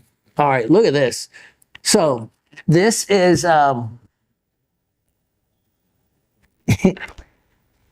diamond stone parcel in a box. Okay. 4, 5, 6, 7, 8, 9, 10, 11, 12, 13. Yep, this is the lot. Is that really the way I described that? No, I didn't think so. There we have the description. A carat 03, and they're 2.5 millimeter stones, and they're a quality that is most commonly used in jewelry anymore. So the SI to I, they're 14 stone parcel. So they're going to be a decent color, and they're going to be bright, but they're going to have inclusions that's going to really help the price down, but they're not going to be inclusions that are going to be visible with your eye. And that's, these diamonds are so expensive to buy in a regular market. To get them, for me, what they are is what we call breakouts, or stones that are, removed from other jewelry that is no longer viable as jewelry or outdated. Of course, nothing outdates diamonds. old cut diamonds are very much in vogue and desirable. These you can see are a very usable quality and color range that makes them affordable. These are also decent size, so you can do a lot with them. Like, just to show you, here it is against my garnet ring on my hand. So you can see, like as if a side stone, how large they are. And of course, that particular ring with that rare garnet in it and that rose gold mounting with that design would never be something I would put one in the side of, but the ruby ring, maybe so.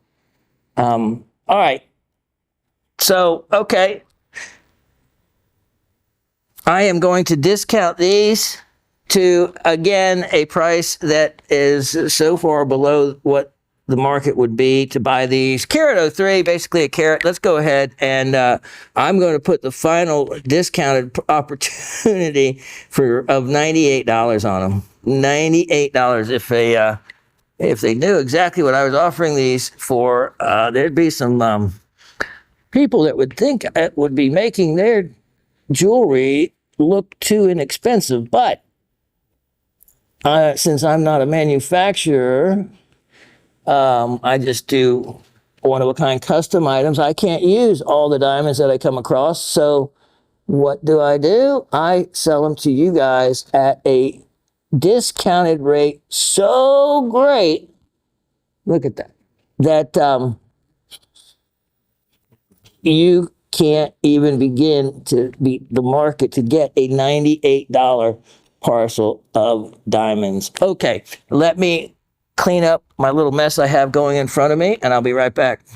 Okay, so I agree with the guys. This does not look very presentable, but when you have little tiny diamonds, it's sometimes tough to distinguish whether it's a diamond or whether it's a piece of dust, because look at these. These are 0.8 to 0.9 millimeter size stones, and that means that these are so small, but they are full cut. They have 57 facets on, as many facets on these as there is on a large round cut diamond. And that is what makes that hard to imagine. How do they do that? How do they cut that? Of course, most of it done by computerized machines at this point that you see. But there is so many of these being used in jewelry. In this micro pave popularity of stone setting, that you have to have some of these around to replace them as a goldsmith, so that and it's tough, believe me. You think when you have small diamonds that you'll have one this small, but no, this is so small that it's actually hard to find some in your breakouts that would be able to fit the hole that a diamond fell out of. When they go less than 1 millimeter across, 1.3 millimeter is a 1-pointer. So there's 11 stones there, and the total weight is only 4 points. Believe me, they're not wasting their time cutting junk. So that's why they're VS clarity, nice color, and I guess there's 11 stones there still. Let's see, 4, 7, and then there's what? There's more than that. How many? 3, 6, 10, 12. Well, anyway, maybe you get an extra one, or maybe one's a piece of dust. But tough to tell the difference. I'm going to have to pick those up with with my super scooper. You know, I bought out the company, a huge findings company, and I bought every one they had of these years ago. And Lateef might remember, I sold them on the live show, and they came in a box of like 12. And I had bought every one that this company, very well-known company, had. They were just discontinuing the product. And it was over 500 of these. over 500 of these really neat tweezers with the scooper on the end. I thought it was a great idea. I don't know why they were closing out the idea. So I sold every one of them here at Gem Shopping. Every single one of them. I sold just like those little Thuya wood boxes. Literally, I sold over 1,500 of those here at Gem Shopping. I sold them 3 to a deal. No 2 were ever alike. It was one of the most amazing things. I found some other Thuya wood at home. Yep. I'm going to bring them in. They are going to be business card holders. Wait you see. And pen holders. Well, yeah. Okay, so anyway, I don't know. How can you discount these? I mean, like, yeah. So, it says there's 12 stones. Where'd you get the 11? Mine says 12. Or maybe maybe there was. Maybe I changed it. Anyway, 12 stones now, $10. $10. 4 points. Yeah. Yeah, that's cheap. That's cheap. By the way, when they get that small, the price actually starts going back up for cutting, due to the cutting. And, yep, back up in price. Oh, look at this. 116-5724. All right, let's see. We have out there, you collectors of rare gemstones and fine cut goods, pay attention to this one. It should have not already, well, it should have already sold. Not sure why I had it. But certain shows, I know not all of you, if you miss a show, not all of you go back and watch the missed show. And some of you end up missing out. Look at this. So years ago, I got in on a deal of a bunch of old native cut stones, and I had them all recut. This is one of them. Look at this. Look at that gem. That is a incredibly beautiful, unique. A lot of times you see cornea pine with the cat's eye, the little green stones. But look at this, modified. This is my rare collector gem from the 1980s. And this is a round stone. Let me see. I don't think I put oval in there unless I made a boo-boo. It is custom cut and a carat 62. Beautiful, beautiful. It's a modified Portuguese. You can see by the pavilion that it's not a round brilliant, but yet it doesn't have all the facets it should have. The crown is a round brilliant. So someone having some fun, look at that brilliance to it. Nice, nice collector gem, natural color, and named after I think he was Danish mineralogist, Kornerup. And I think it was originally first discovered in places that you would not think things are discovered in, but they are. Greenland. And many other really neat, unusual first-time discoveries have been made in Greenland as well. So I think that's always pretty unusual. There's a lot of things buried underneath the ice in Greenland. They made that incredible ruby discovery years ago. And this huge company started up and offering these rubies. They really jumped into it, both feet. And I just recently read where the company was going belly up. The rubies and the marketing of them was, they way overspent. They should have not made it to be such the unusual commodity it was, and which it was, but they tried to market it as a Greenland ruby. A good idea, but they just really overstepped it. Colors weren't exactly what people think of. They were a little bit more pink and whatnot. So I don't know. Sometimes these deposits are better left as mineral specimens, because in the matrix, these rubies look gorgeous. But it was when they were taking them out of the matrix and doing other things to them. And, once you take them out of the matrix, then that entire origin or determination of origin is gone. to get the bang for the buck, then you have to certify them as rubies from Greenland. Other than that, they could be just inexpensive rubies from Australia or rubies from Thailand or wherever common qualities are found. So they try to make a bigger deal and thereby increasing the market value of them by trying to make a color and location more valuable than it actually was and is. And so I hate to see them fail, but they just thought it was a more special item than it was, and it would have been, except the quality and colors were not what people wanted, and by way of the appeal, and they were asking a lot more money than they should have been for that color and quality, thinking that people would pay for that unique origin of them being from Greenland. There is a certain value to that, but not as much as they were trying to get. And the mining and everything, they overspent, and that's what ends up happening. So anyway, that's a whole nother story I could drum on about. This gem is a sale-priced stone, but it is already marked down so much. Don't have much room there. Let's make it only $38. $38 on that one. Let's look at item number 109, 4423. And here is an amazing parcel.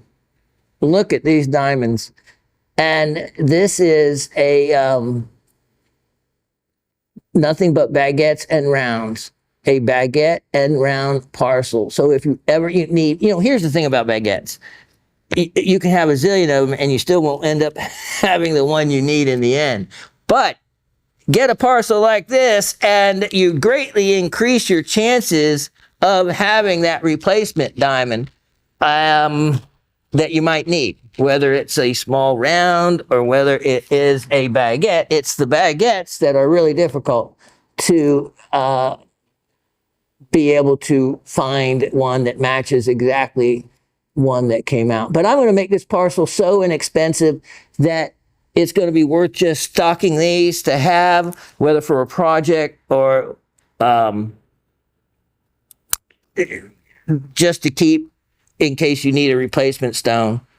And for me, this price is I don't know. Even lab-grown diamonds couldn't sell for this lower price because, and that's the other thing. This was a parcel I put on them all earth mined anymore because I want to make sure people know that I'm so against the lab-grown diamonds that I want to make sure everyone knows that anything I have by way of diamonds is earth mined. They are shooting themselves in the foot with the lab-grown diamond market, but that's another story for another day. Make these. How about this? Carat 25, $44. $44, and that is like, I don't know, $30 and change for price per carat. $44 for all those diamonds. That is value. And if they don't get sold at that price, I'm just gonna, as Sam used to say, I'm just gonna throw them away. I'm just going to throw them away. Let's look at item number 1168624 and give you an opportunity on one of my favorite stones. And by the way, it is worldwide the finest type of garnet for what its type is. And that is, of course, Japanese rainbow garnets, and they are by far the greatest iridescent andradite garnets they have out there. Of course, no more can be mined. They were only really available for 1 to 2 years before the Tenkawa village elders shut down the rockhounds that were overwhelming their community. Look at the colors in this, and let me try something else here. And so there still some there, but the original deposit was only like 27 feet by 6 feet by 3 feet. So I think they got most everything there. There is no more. Only whatever is in the market now. Look at that incredible purple colors you see, is what is going to be available. So I happen to have a larger collection than anyone else I know. So I am offering these when I do, pick them up, because if you see what they are asking for them in the regular, for other quality, for cheaper qualities, it's crazy. I am just stunned by how much they're asking for. Yeah, I just saw a face of color on this that was just like crazy. But that's the fun in these, is to get them and enjoy them, spin them around. Believe me, you're going to see flashes and reflections that you never have seen looking at it the way you are now, but you will not be disappointed. I am also going to make this one a super duper sale price, just to make sure that if you want one, you have the opportunity. You can also facet these. You get them inexpensive enough, facet them, and they can come out, as you've seen here, with some beautiful looks to it. Like, see that? Face has incredible color. You just have to get it at the right angle. Here we go. I am going to drop the price on this one. Big sale price. Let's make it only $24. $24. And this is where I ask you to go online and look them up and see what something like that would cost you. So let me showcase one more. Item number 11669.24. I have a sale price on this one. And take a look at this guy. And like I said, it's kind of like an opal. It's difficult to show all the colors that an opal really has until you look at it in person. And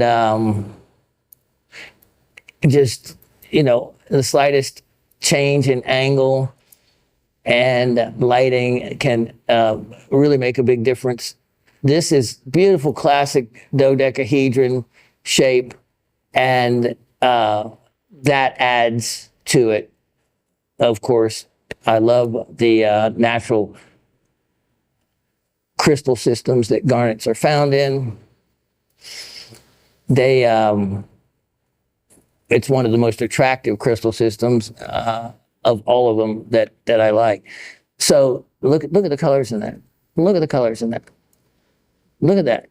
So again, you just have to get it home and play with them. And that's the whole idea. That's the whole idea, is have fun with your crystals and minerals and looking at them, because they will certainly look back and give you all the value in them for certain. Here we go. Big time sale price, $38. $38 on this. Yep.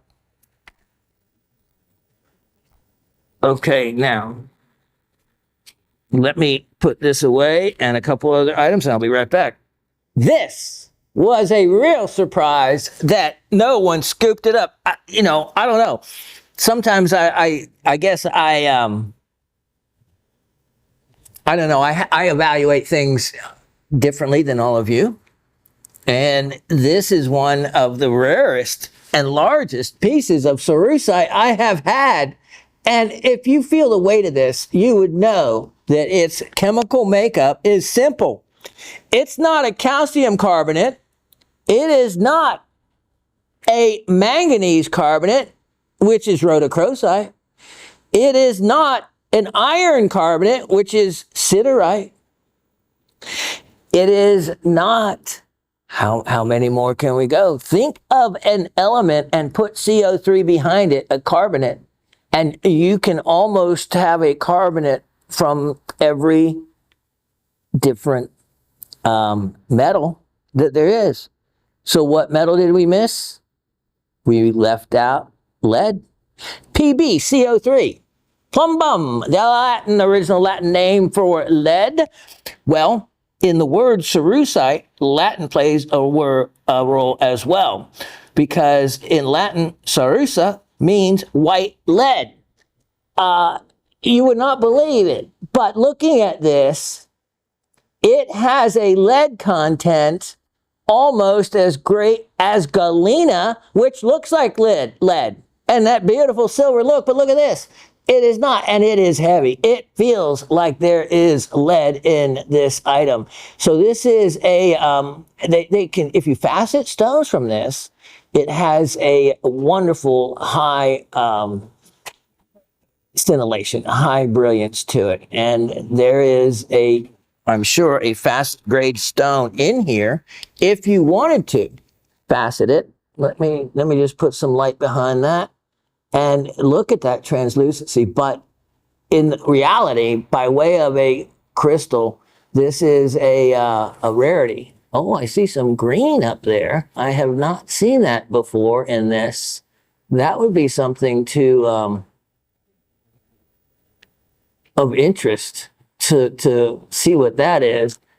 So if you want something unique for your collection and don't have a cerussite crystal. See, what is that green? I tell you what, if no one gets this, I'm not offering it for sale again. That is too weird and too unique to be in this. And look at how clean the clarity of the area it's in. Wouldn't that be neat? To polish the sides of that right there, bring out that. That's cool. Look at did you see the iris behind there? So anyway, don't buy this because you'll never see it again because Shawn will keep it. Figure out what the green inclusion is. You know how I like inclusions of the month.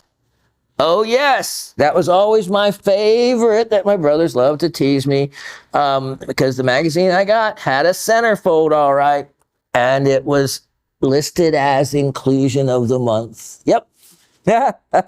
I'll never forget that. They were disappointed when they when they saw the centerfold. Okay, price on this guy, I'll sale price it. Hardness of 3.5, hard enough to cut. It belongs to the aragonite group. You know why? Because aragonite, the formula is CaCO3, calcium carbonate, the same thing as calcite. So all of the minerals with the CO3 carbonate ending, you belong in this group, the aragonite group. Price on this guy, let's make it only $44. Only $44. And when you feel the weight of it, you will not be disappointed, as you shouldn't be in this next item. 117-1324. This is an amazing, look at that. And that was a great shot to drop it right in there. So you can see, look at that botryoidal Moroccan malachite. Look at that botryoidal formation.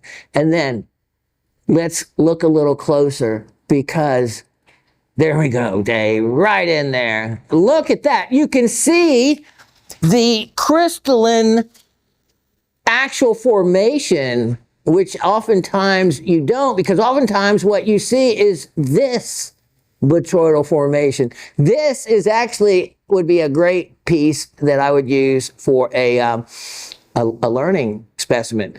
Now, have you ever seen malachite when you like polish down the piece and you get all these neat little concentric circles? That's what you'd get if you cut this piece down. You'd get a beautiful form and look to it. So you have this. You have the botryoidal formations where you can actually see the crystalline growth of the lines that put them together. You also have another look to the botryoidal formation besides the one up here. This one has a little crystalline surface. And as we come around here, you have additional crystals in here, which not quite sure, could be siderite, iron carbonates. Let's spin this around and let's look at something else.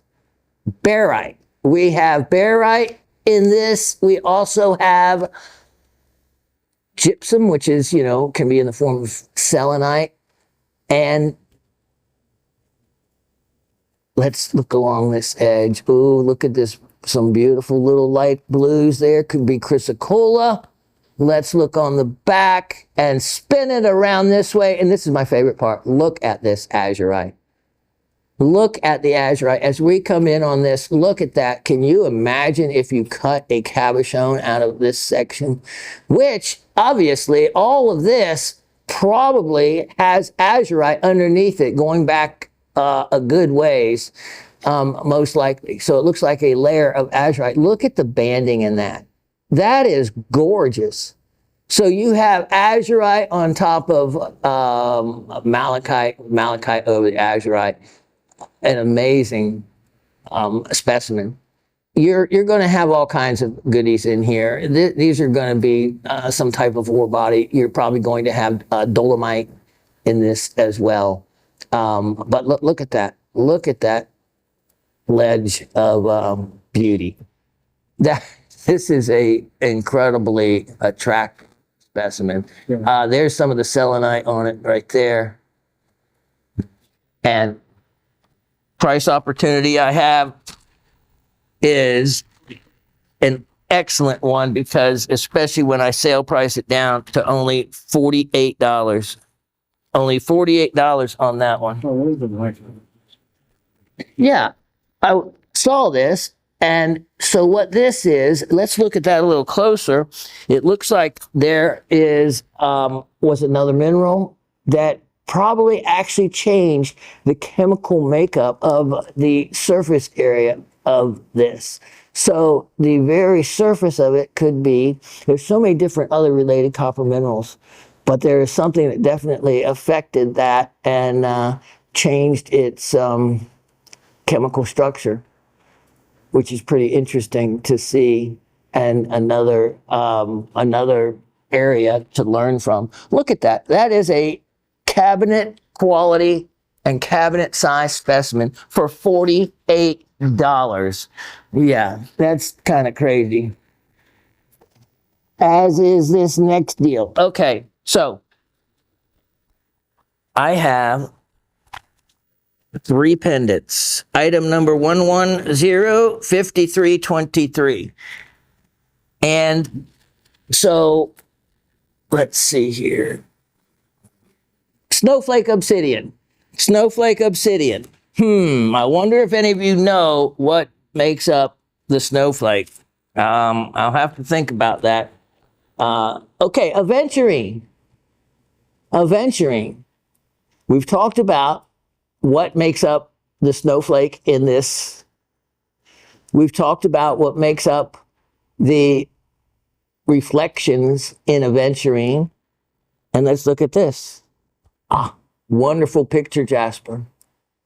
They call it jasper. Oftentimes it's not so much silica. It can be a mix of things, but you know, jasper is often a overused word. Look at this. Sterling silver, large bales, stamped, and all of them on swing bales.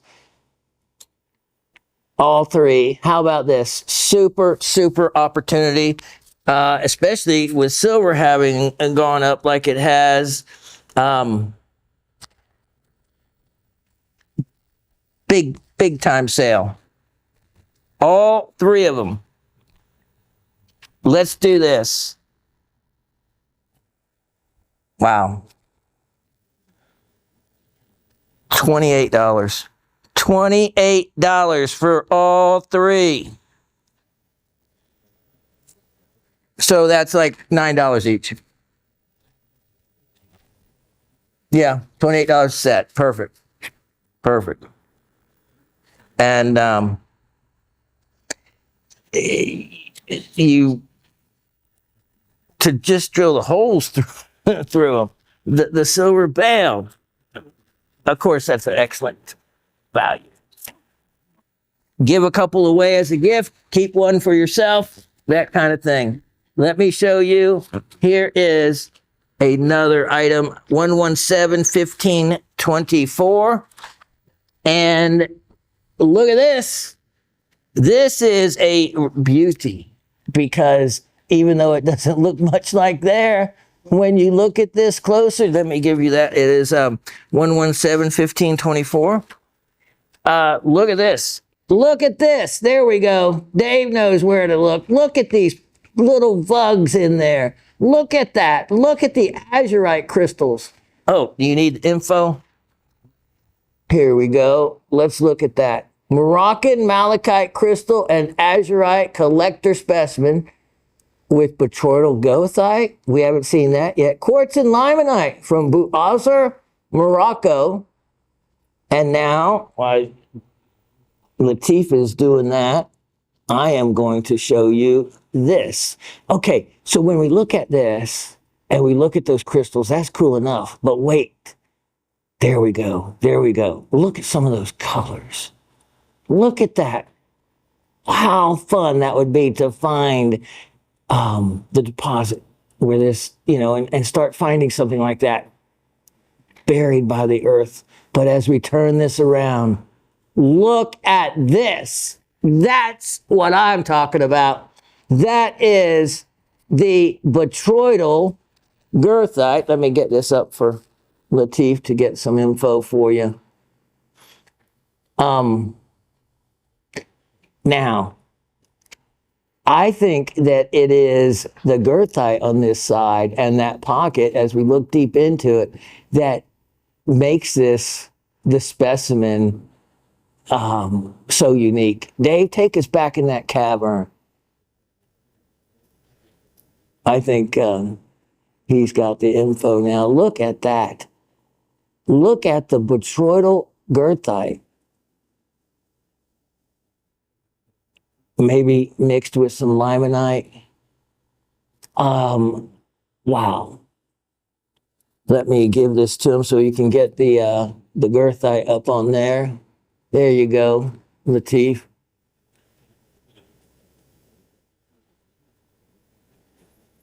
Because I am going to put a price on this that I know, if I won't say only a fool wouldn't get it, but sometimes it surprises me, the things that you don't purchase, especially at some of the pricing. And this would be one of them, because it has in the back of that little bug, those both malachite and azurite. And that it's like the hidden treasure at the end of it, of the cave. And, I don't know, something like that is makes it so much more special. It would had to be found that way. You couldn't, dig it out like that. And then look at this. So all of this, bang for the buck, $28. $28. That is a deal. Now, as the clock is ticking down on me, let me get in some more here. 1170524. This is another one of the surprises that I couldn't believe didn't sell from that estate blast of items that I featured. Look at this a few weeks ago. Look at that. Let me clean this off. Look at this. That is... What's that cable? Huh? What's that cable? Looks like what? Like a piece of pie or Oh, it does. cake or something. Yeah. Yeah. Look at this. And look at how well formed. Dioptase is extremely rare and unique and beautiful. The color of dioptase is stunning. And this is Namibian from the Sumed mine. The Sumed mine has been closed since 1996, and it is by far one of the world's most famous and prolific mines for producing not only ore, but specimens, mineral specimens. This is on calcite, and those crystals look, and this is real important to collectors, basically undamaged by any mining process. If there's anything on the edges, it would be natural. I don't see any chips. And it is those things we don't normally talk about, but that is what really, to the high-end collectors, it really matter. Whether they have, little nicks in here and there. I can't believe how picky some collectors actually are. But if you've got the money to be able to do that, then that's okay. But for most of us, specimens like this are just fine. Look at this. This has a really stunning greenish color that we're not quite capturing for you, but it has the classic dioptase color that you've seen, whether it's from, wow, look at the clarity. Look at the clarity on that one. Whether it is from the Altan tubes of Kazakhstan. Oh, there we go, Dave. There we go. Look at those. These are large. Most dioptase crystals are much smaller. These, for basically two single crystals, are huge. And that is why I am surprised this did not sell to some of my more knowledgeable, thank you, sir, collectors. That calcite, I did not check for fluorescence, but I'm kind of curious. So let me put that right there, and I have to give you something to look at. Let me go right underneath the desk here and check this out. Okay. And not all calcite is fluorescent. This is not fluorescent. So it is nothing but beautiful on its own. And then, of course, just that goop. That I don't even like people using that, but okay, at least it comes off. Okay, price on this one, I will sell price it, even though it should not be marked down anywhere from the price that I had at. It was only $98. And for dioptase like that, $98, that is a bargain. Here we go, though. Since I missed the show for y'all and I let you down, not that I had any control over it, but we'll just use that for an excuse to make this only $77. $77. Here's the thing. If you know about dioptase, it is the size of those individual crystals that make that piece outstanding. You can see how large those are. That is the rarity, and the beauty of it is the individual crystal size that you're looking at there. Let me see this. Yeah, 116, 6424. This, let's see what we have. This is another one. It looks like, oh yeah, coming from old, yeah. Okay. When they were in the box and they have that label on them, the cow spine, Tenkawa, Mira, Nara Prefecture, Japan, that will come with it. And it is extraordinary to get specimens from that location that have this large of individual crystals clustered together like that. It is a real beauty, and it has stunning reflections of iridescence that you can see are remarkable.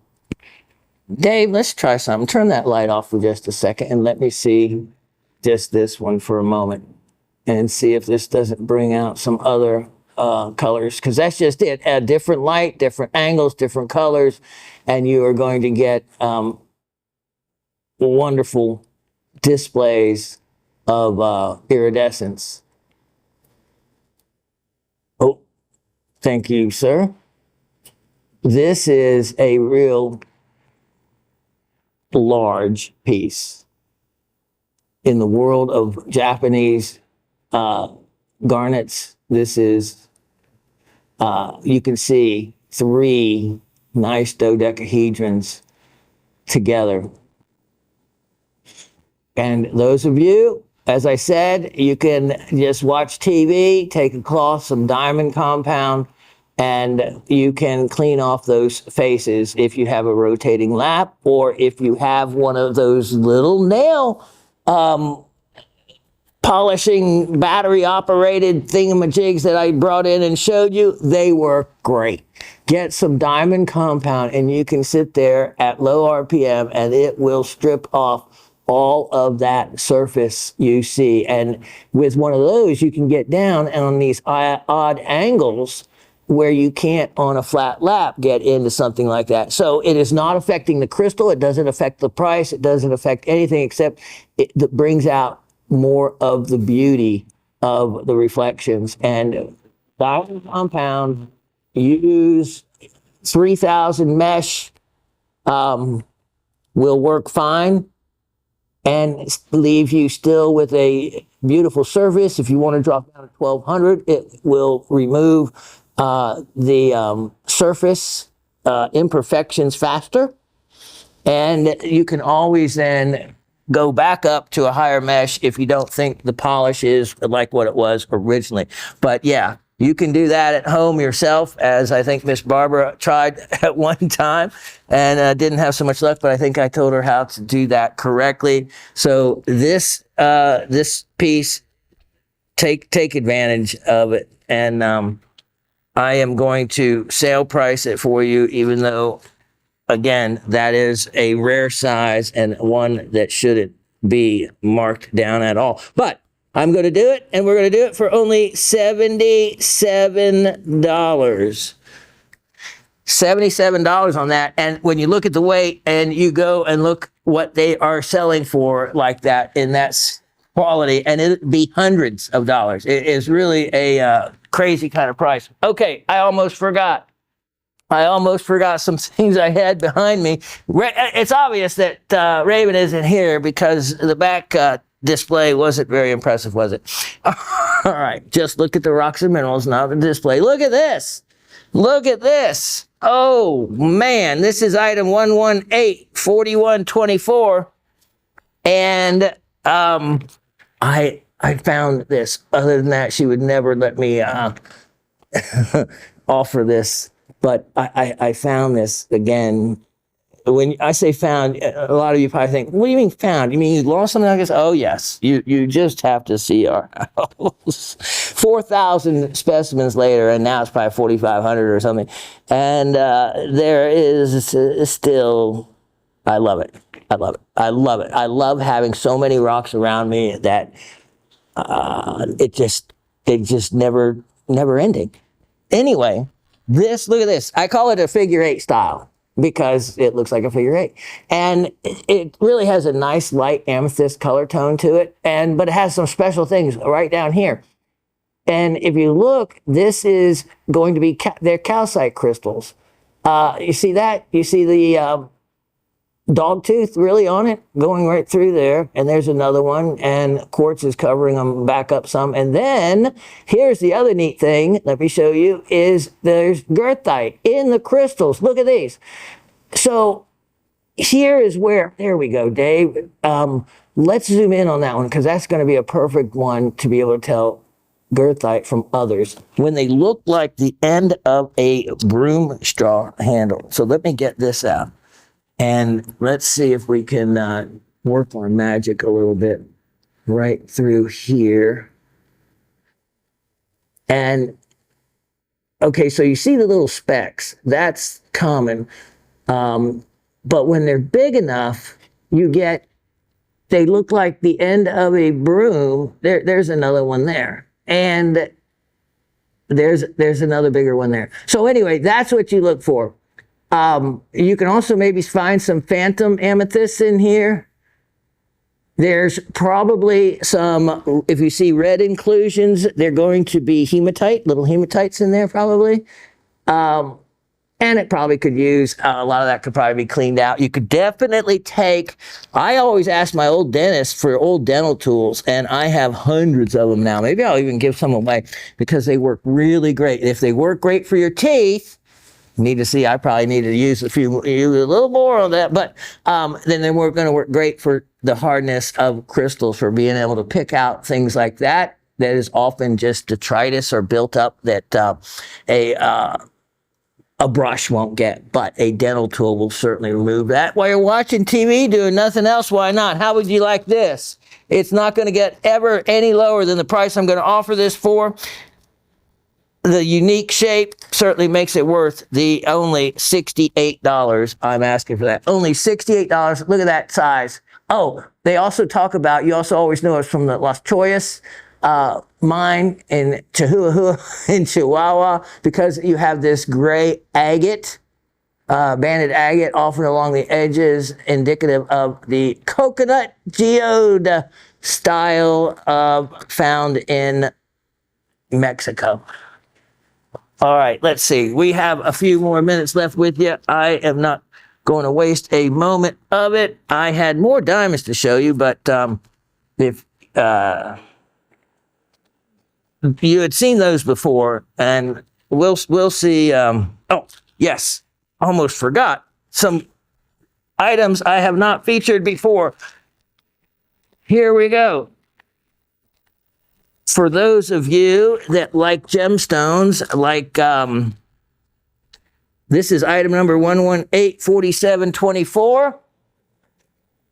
Like Mr. Brad, I have, you ask and I will answer. I have a lot of different gemstones that you haven't seen. Check this out. Check this one out. Here is one I've had for a long time. This is a yellow sapphire, not diffused. Don't sell any of that junk here. This is a Ceylon stone. It is actually a very bright yellow. And then let me show you. What this works really well for is there is on the side a couple of exploded crystals from what I think is heat treating. So I think it's been heat treated. I know it hasn't been diffused. And so when the heat treat, a lot of different inclusions will either melt or spread out, or basically it looks like it explode. And you can't really see it because it's on one side of the stone. But under higher magnification, you can see what looks like kind of like a little ring or semi-ring around the area with a bunch of little tiny dots. And anyway, that is my what I look for something that has been heat treated. It looks like another inclusion. There's been found over 50 different inclusions in sapphire, 50 different minerals in sapphire. So here is a classic Ceylon stone. And now I only say that's my of it not being heat treated by looking at that one spot, but I could be wrong. And if I was wrong, then it's certainly worth a lot more than the already minimal amount I'm going to ask for that, which is going to be, wow, carat 46 for $58. Really? Let me show it to you in the tube so you get an idea, since a lot of people know how big these are for the size and the color. That's what I want to show you. It has a real lemon color that I wasn't able to pick up. Now you can see that lemon color. Oh, the blue line. Oh, thanks for writing that there. Here, let me show you. That's the other way I know that it has, I knew it had not been for certain diffused. Let's see if we can find it. Dave, let me go in as close as we can on this one. It has a really unique blue line through it. So it's like a zoned area. And let me just look and see. I don't have a third hand to show you. Let me see if I can see it from the back. It is very cool. It's a very thin line, but it is completely blue. And when you see it, you'll see it. So it's one of those that if you want a really unique stone, I guess you're going to have to buy it because I'm running out of time to show it to you. Oh, it's so neat though, but it's really distinct. But it's one of those things. That's why you play with your gemstones. That's why I wouldn't have found it if I hadn't gotten it out and looked at it in all kinds of different ways.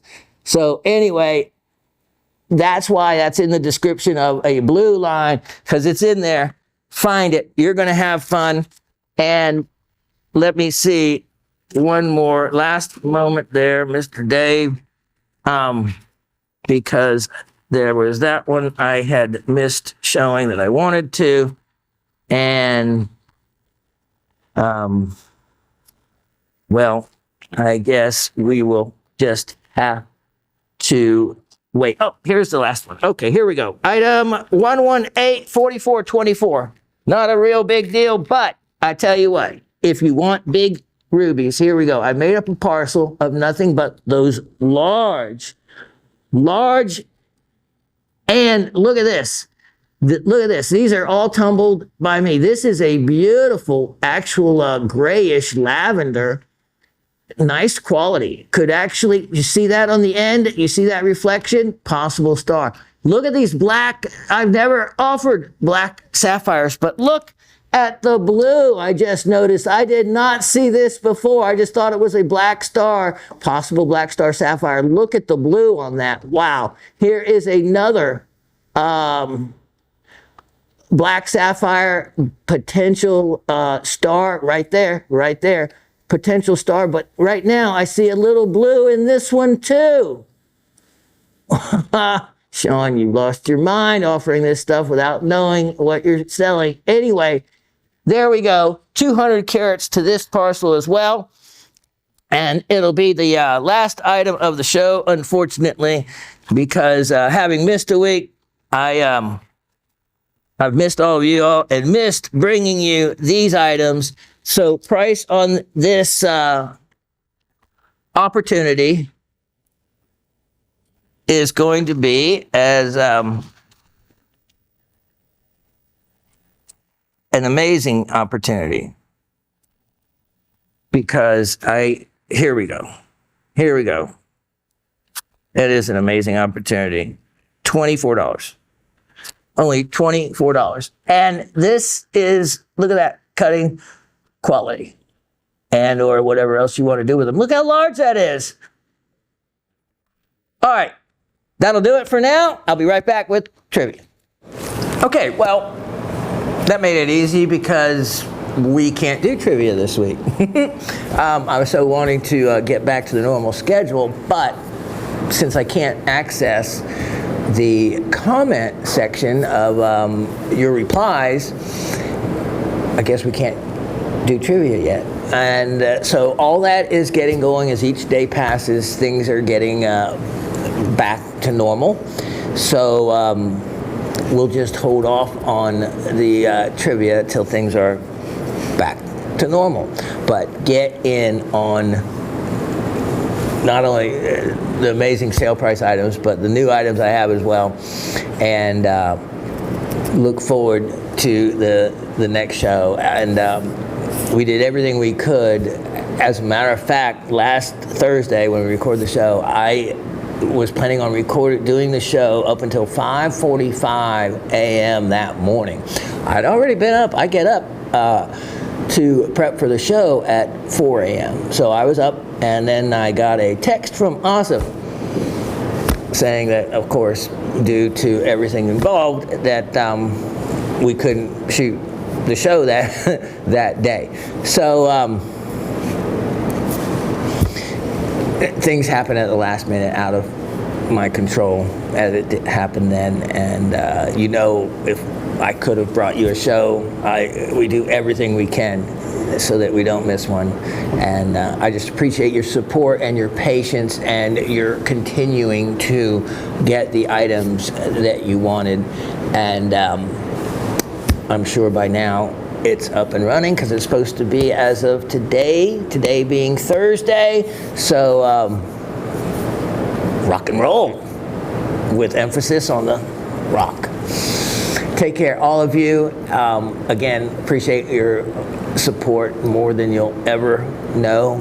Get in on those incredibly well-priced items, even if they're more than you might normally spend. The bargains are so much there, like the spinel that Brad got, that incredible Burmese pink spinel, a rarity. I actually know some of the provenance to that stone, by the way, Brad, and it goes back decades, but it wasn't mined last week. You can already tell by the unusual cut, and it was a special stone, and it was mined and cut prior to this day and age where stones like that are sent to be recut or cut to a fine degree to start off. So when you see some of these cuts that aren't as perfect as you might see in stones of that kind of quality and value these days, to me, that's not a bad thing. It usually is indicative of a much older stone, you know, something mined older, and older mined stones always are better, because as each year goes by, as each decade goes by, the improvements in treatments, in the baseline of what's acceptable, in improving the look of a gemstone, all of that has progressed with technology. So that's why when I get a sapphire or something that I can date prior to the period of lead filling, of these of diffusion treating, then you know you can rule these things out, and so it makes, to me, for a better stone, the older something was mined. Also, some of the best material was often found first in some of these discoveries. Not always, but many times, you know, in the first, let's say, years of the mining. Later, some of these deposits, they just milk for as long as they can and claim it's still from the same mine, which it might be, but they're just going to be a different quality. Older is better in the gemstone world, I find. That particular spinel, I was considering, especially with the ends of it, recutting it. But then I thought, no, that is such a unique cut. I wouldn't see another one. No one would intentionally, I think, cut that one. I think that, again, knowing the crystallization of spinel in an isometric form, in other words, cubic form, you're going to have parallel ends. And so with those parallel ends to that shape, they probably were working with the outside dimensions of the original stone, so maximizing it. And so all this goes through my mind as a cutter. And that was just a great stone. Just a great stone, and glad to see that you wound up with it. Have fun with the fluorescence to it as well. It's got all the bells and whistles. So, like I said, I never know what I'm going to bring you, but when I don't get a chance to do a show for you, I feel that I've lost out on sharing. So never know what's going to come up next week. I had some things planned for you, but I kind of forgot, and kind of some other things in mind. So make sure that you drop back in and are relentless in making sure you get the item you want, even if our entire network system is down. I can count on all of you to dial away until you get the prize that you wanted. All right, God bless all of you. Thank you again, and try to stay cool as most of the country is roasting, some rusting away as well. And take care of one another. Thank you. Cheers. See you Monday.